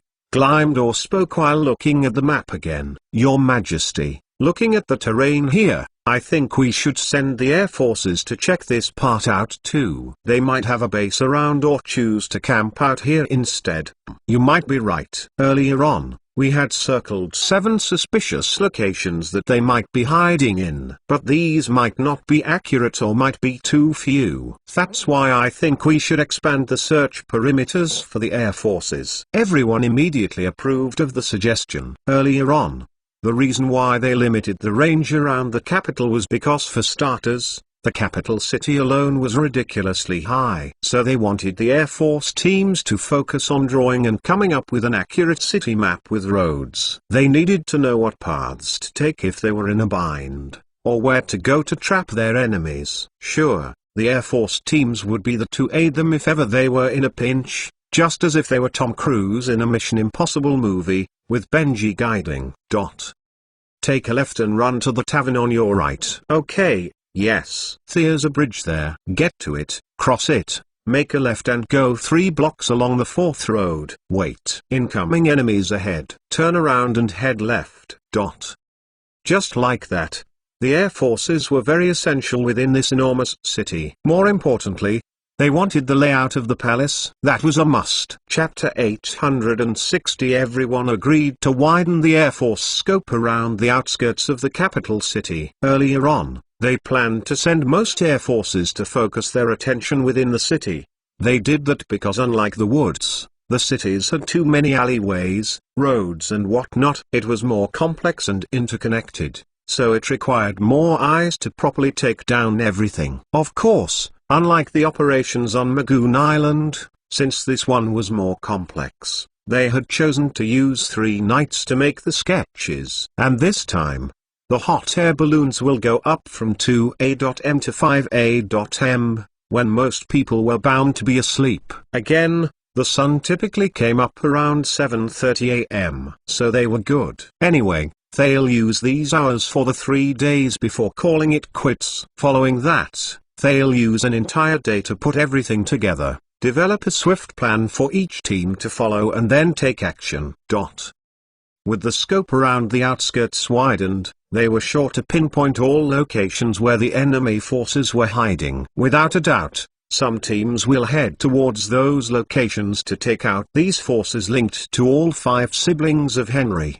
Who knows, there might actually be more. After all, His Majesty had also said that King Julius' brothers, who had children around Henry's age, were also very ambitious. So they might end up fighting over 8 or 10 different forces. This battle was unlike any they had faced before. That's why it was best not to allow those in the outskirts to enter the city. They had to separate them from those inside and tackle each group seamlessly. As for Henry's men, they too will play a role in the battle. They will also join the Baymardian teams because it was their right to fight for their future king. If the soldiers did all the work and didn't allow them to make contributions, many wouldn't be able to raise their heads in future. That's why, apart from joining in on the battle, they would also join the scouts who would head to the city during the daytime. They would be involved, but they had to stick to the plan and focus on their individual missions given to them. Of course, during this entire time, ever since Henry and his men arrived in their secret base, just as Landon had instructed, They began scouting and taking more if several details within the city and the palace. To know one's enemy is to win the war. Because sometimes, the best information typically came from the slaves and servants who loved gossiping about the everyday life of the royals and nobles who came to the palace. Bottom line, everyone had a part to play in this upcoming war, especially when the enemies were so great in number. Alright. Just as planned, when it concerned the enemies outside the city, well, use the table and other highly explosive weapons. We can't waste time on them, so the job needs to be done swiftly. Kill those who resist and capture those who surrender. Even though about 70% of enemy knights will be outside the city, our main priority is on what goes on inside the city. Again, everyone needs to be extra careful while inside. The streets are constantly packed with people, carriages, horses and vehicles. So I don't want any civilians getting accidentally hurt. Understood? Of course, Your Majesty. No need to even say it. Everyone nodded in agreement. They would never take action recklessly. Landon knew that they would never take such risks at the expense of an innocent person's life, but as protocol, he had to remind them about it every time they went on missions. That way, if any Rouge person did otherwise and got caught, then there was no room for forgiveness. Everyone instantly shriveled at the cold energy leaking from Landon's body. Their gut feeling told them that if any of the soldiers or marines dared, Hesh would find their ashes buried within enemy soil. They couldn't help but say silent prayers for those who dared to go rogue. Landon scoffed and withdrew his aura before smiling again. His charming smile seemed demonic to the rest instead. Your Majesty, we wouldn't dare. Okay. So why are you smiling creepily? Your Majesty, why do I get the feeling that you're imagining how you'll kill someone soon? Everyone took large gulps of saliva down as their spines tingled uncontrollably. Sigh. His Majesty was truly scary when he wanted to be. Their meeting went on with Landon and the team leaders adding more people to the Air Force teams, as well as scrutinizing every possible scenario that could happen. Well, every logical scenario. Things like lightning striking the enemy or aliens invading were undoubtedly out of the question. Although, Landon wouldn't inwardly rule those out because the system seemed to be addicted to making his life far worse than it was. Everyone revised their plans for the next few days while on the road, and before they knew it, they were close to the hideout. The vehicles entered the forest through a secret trail that Henry had told Landon about. By carriage and horseback, it would take at least 9 hours to get to the hideout, but for them, it was a piece of care. They were before they even knew it. Of course, the scouts who saw the vehicles deep within the forest instantly knew who they were. After all, Landon regularly visited Henry multiple times. So many knew of Landon's visit with his men. They knew that the Baymardians would help Henry sit on the throne. The moment they saw the vehicles, they were utterly filled with joy and quickly headed to report the news to Henry. But with how fast the vehicles were going, they couldn't outrun the vehicles. So Landon and the rest ended up waiting a bit outside the hideout. As per their rules, even if they knew who Landon was, their leader still had to give the go-ahead before they could enter. The soldiers didn't see anything wrong with it and decided to wait in the vehicles. It wasn't like they were out there in the sun, so why should he feel bad in the vehicles? Landon and his men chilled while snacking and drinking some beverages. They arrived during lunchtime, so many were indeed hungry. They chose not to eat because they knew that Henry might insist on preparing some small feast. So wouldn't it be rude to refuse? The men waited patiently as if they had all the time in the world, and soon, Henry burst out on horseback excitedly. Brother. Landon looked out of his window and smiled. Brother. Chapter 861. Brother. Landon stepped out of his vehicle and hugged the lean man before him. Henry himself and Esther had similar body sizes and were all somewhat slim when compared to many. William and Sirius were a little bit muscular than they were, but not overly exaggerated. Henry smiled broadly while hugging his lifesaver. This was the man that saved his life when he got captured earlier, and this same man still came to his aid to put him on the throne. Of course, Henry wasn't dumb. There was no free meal in this world. Even though he already had a positive feeling towards Landon based on all he heard about Baymard, he still held back a bit when he first met Landon. Why? Because he didn't know why this famous man would favor someone like him, so he felt like he wouldn't live up to whatever Landon's expectations were. In fact, one could see where Henry's inferiority complex came from, because in his case, he was truly alone with almost no support in this cold world.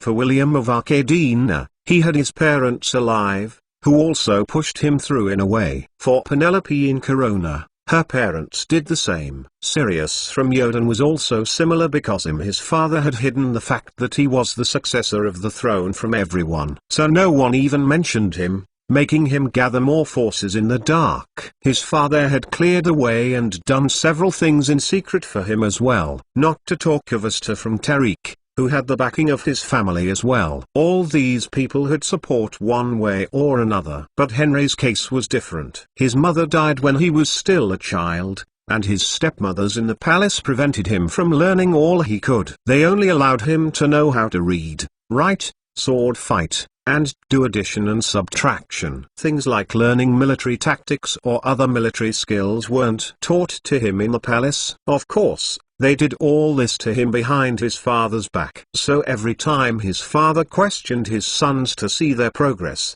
Henry always remained at the bottom. In Julius' eyes, he was a worthless son. That said, Henry's maternal grandfather usually found ways to invite the boy over to teach him some things that weren't taught in the palace. So Henry wasn't precisely losing out much. But how could good things last for long? Fate played a cruel trick on Henry, as just that a while later, his mother's family seemed to have committed some sort of crime, pulling their status from high-ranking nobles to lower-class nobles. At that moment, their contacts became limited as many didn't want to have anything to do with them, and their money began to shrink. Of course, everything should have been fine since they had a ton of treasures that could last them decades in their treasury. But how could things be that easy? A while later, one of his royal mothers claimed that the family wanted to assassinate her, and all evidence and witnesses testified it to be true. So his grandfather, who was said to be the culprit, was executed, and as compensation, 80% of what was in their treasury was sent to the palace. Henry felt desolate during that time as everything he ever lived was taken away by the royals. They killed his mother, and then they followed to kill his grandfather too. Everything made his blood boil, and he wanted nothing more than to get revenge. But how could he when he had no support? The moment he turned 14 legal adult age in Deiferus, he was given his knights to manage, which were made of the weakest knights around. Of course, he was also given a very remote and dangerous place to govern as well. The city was filled with criminals, gang members and whatnot. Fortunately, a few people who were his grandfather's shadow guards came to him and swore their allegiance to him. Why? Because of their promise to his grandfather.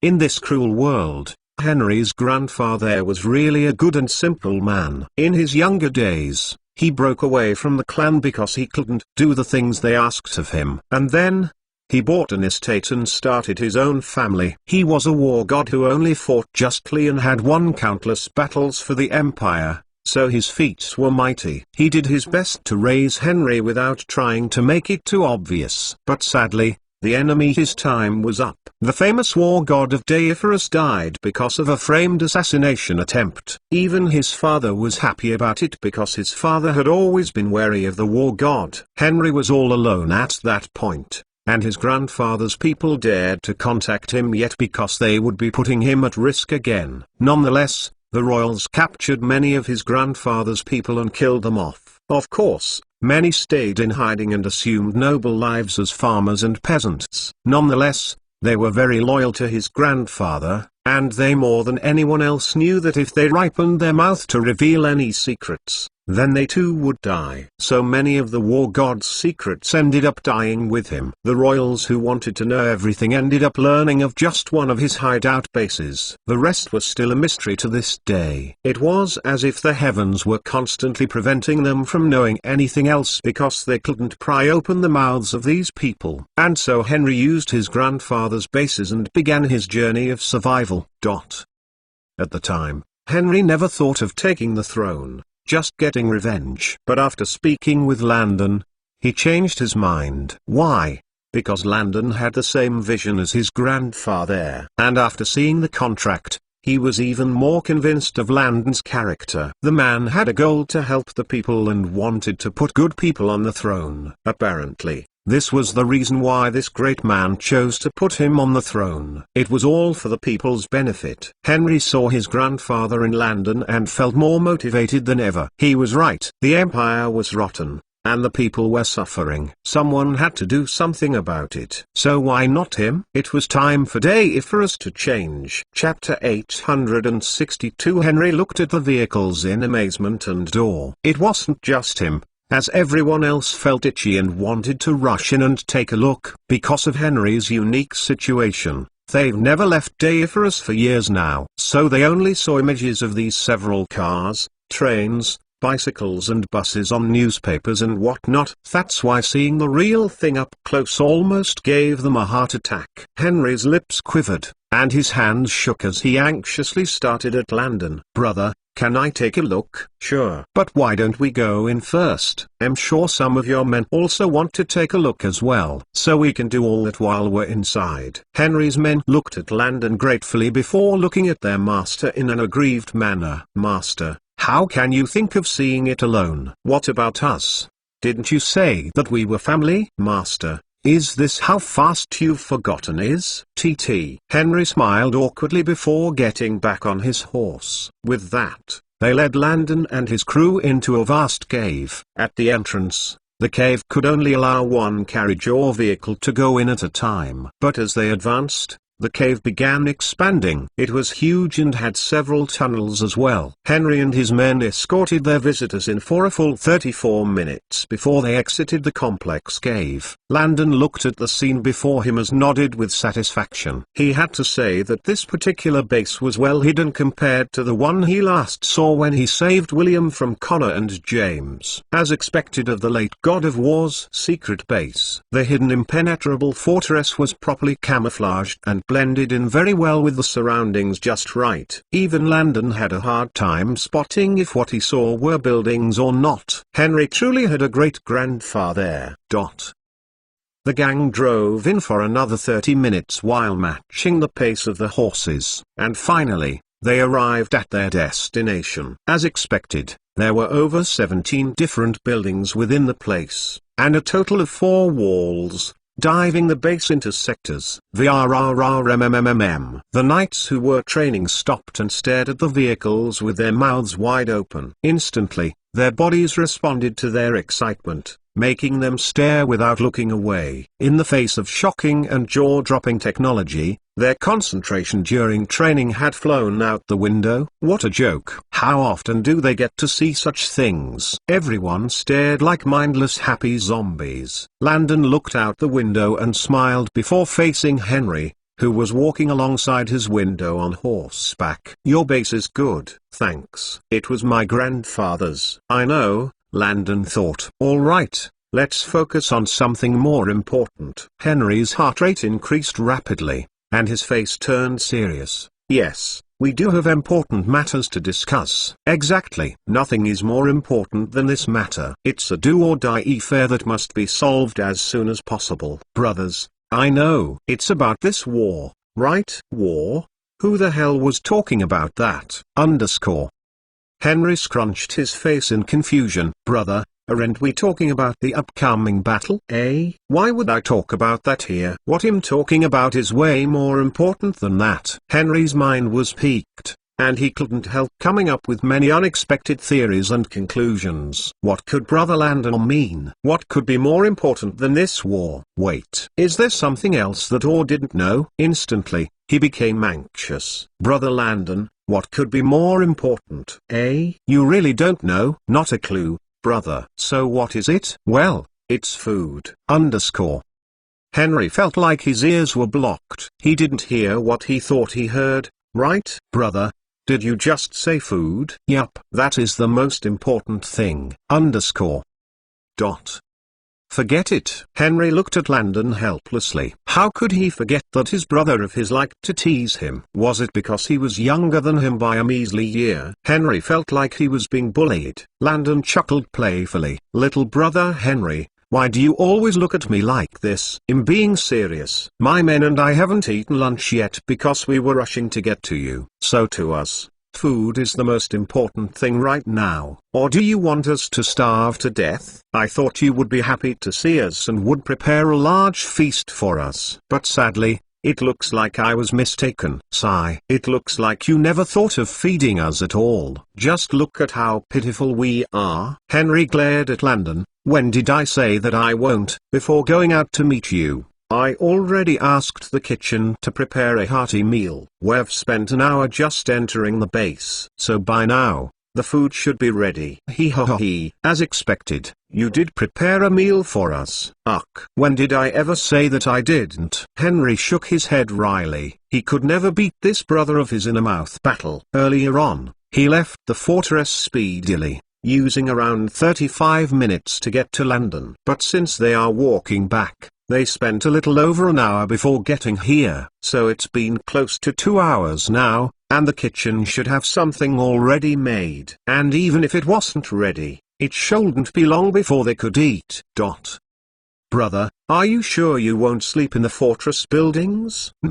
We have comfortable beds here. So we'll sleep here. Don't worry, after I show you the inside of the vehicle, you'll understand. Henry nodded in understanding. The gang advanced further until they bypassed the fourth gate within the estate. They parked their vehicles in formation and only allowed people to tour vehicles used for sleeping and eating. Of course, everyone went crazy. They touched the vehicles and almost kissed them. What sort of material did they use to make the interiors? More still, what was used to make the thing called tires? They also stared at the clear glass windows and the cool designs used in the vehicle's interior and exterior. At this point, they felt like rushing Henry to take the damn throne so that they could go to Baymar on vacation. Again, before coming here, Henry had ordered many solar TVs and cassettes. But the goods will only be given to him after all the enemies were taken care of, lest his men get distracted. Anyway, they had their meal very soon, and following that, Landon, Henry and a few others made their way to Henry's office. It was time to get down to business. Chapter 863. Landon, Henry and a few others sat in Henry's office to finalize some major issues. One should know that months ago, after Henry signed the contract, he and Landon discussed how to put an end to many practices in DayFRS. Of course, Landon also gave Henry time to discuss these issues amongst his aides as well. After all, it was their empire, and Landon didn't want to make all the changes himself. Nonetheless, he educated them on the consequences of many practices, which left them stunned and fearful. And today, he wanted to discuss the last few things on his agenda. Henry's aides, Trenton and Mike, were with them, as well as Lieutenant Vlad, Captain Blindor, Captain Amelia, and Warrant Officer Corwin. This was a formal meeting, and in matters like this, they needed someone to take down the meeting minutes. So Corwin was chosen for the job. Over time, with Landon's regular visits to Henry, he and his men had gotten very much used to taking meeting etiquette. And they had to say, it made everything a whole lot better and smoother. Earlier on, whenever Landon walked over, Henry's men had to learn about creating agendas, taking minutes and whatnot. And now, several months later, they got a handle on it. So when Landon's team passed the documents around, they first wrote their names and signed to confirm their attendance. From there, they picked up the well-typed document before them calmly. Of course, water bottles were also shared around the table too. With that, Henry officially began the meeting. After all, it was his empire and his region, so he had to take center stage, while Landon would be second behind him. Lady and gentlemen, for as long as we DayFers can remember, we have indulged in some traditional practices created by our forefathers with the intention of war only. These practices have long since made our people uncomfortable, and some are also unhealthy as well. That said, we must eradicate the bad practices from our glorious empire permanently. With that, I'll hand over the floor to His Majesty Landon, who will further explain the issues at hand. Thank you, Prince Henry, Landon said while nodding before finally focusing his attention on everyone else. Everyone, like the prince has said, We will work hard to reevaluate and stop some of the practices that seem to hinder the growth and rise of the empire. So without wasting any more time, everyone should please turn to page 2. Well, start from there. Flip, flip, flip, flip. The sounds of pages turning echoed across the tranquil room. Landon looked at them and smiled. Lady and gentlemen, our first problem arises with birth. Everyone's ears were perked up as they listened attentively. Why childbirth? For Landon, the problem was the birth process itself, but traditions that followed. Where to begin? Unlike the other empires, Deiferus had a bizarre and terrifying way of raising children. Right from birth, the children's fates were decided by the Sacramentos. They were found in every town and city, and those in villages also had to report to the closets towns and cities to meet them. The Sacramentos were a group of people that decided if a child would live or die. So every pregnant lady had to inform any Sacramento around. It was illegal to give birth without the presence of a Sacramento.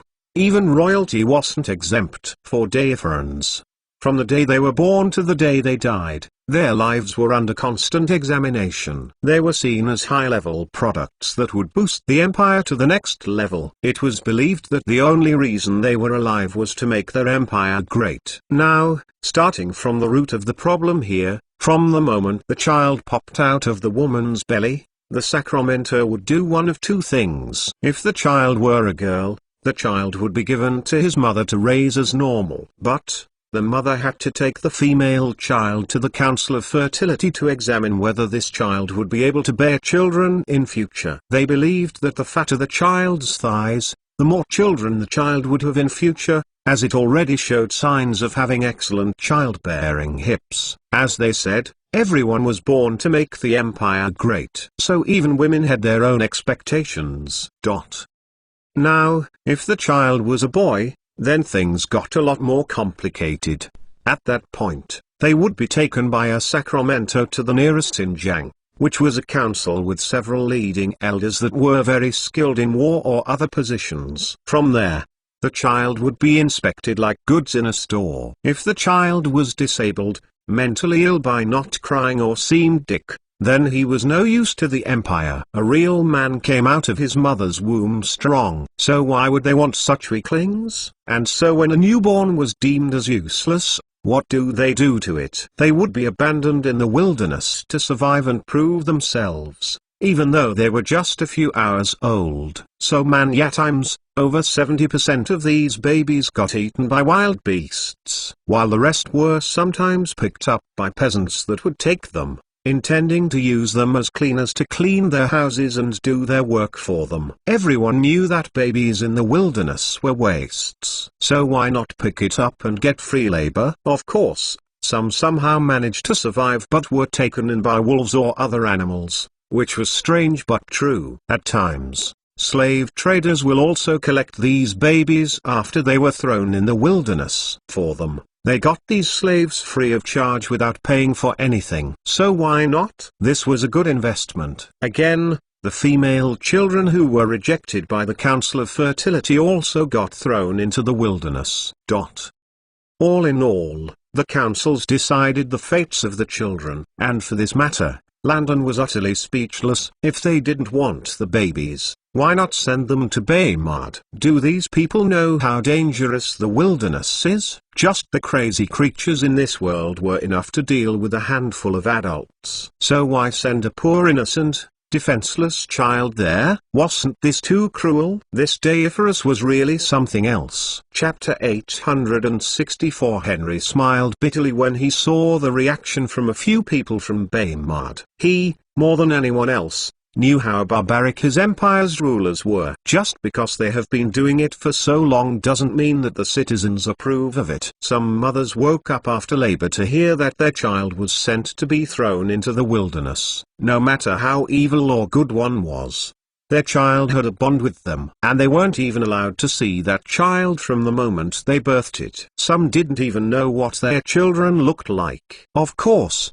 even though there were councils around, some people still managed to cheat the law. Some royals or nobles had successfully fought over some people in the council, which guaranteed their children's lives. But peasants and poor people were different. They had no connections or power, so the verdict sometimes made them annoyed and unwilling. Who would like to have their baby thrown away? In Henry's case, he was almost thrown away since his stepmothers wanted him dead. Fortunately, his grandfather threatened the council, and that's why he came to be alive to this day.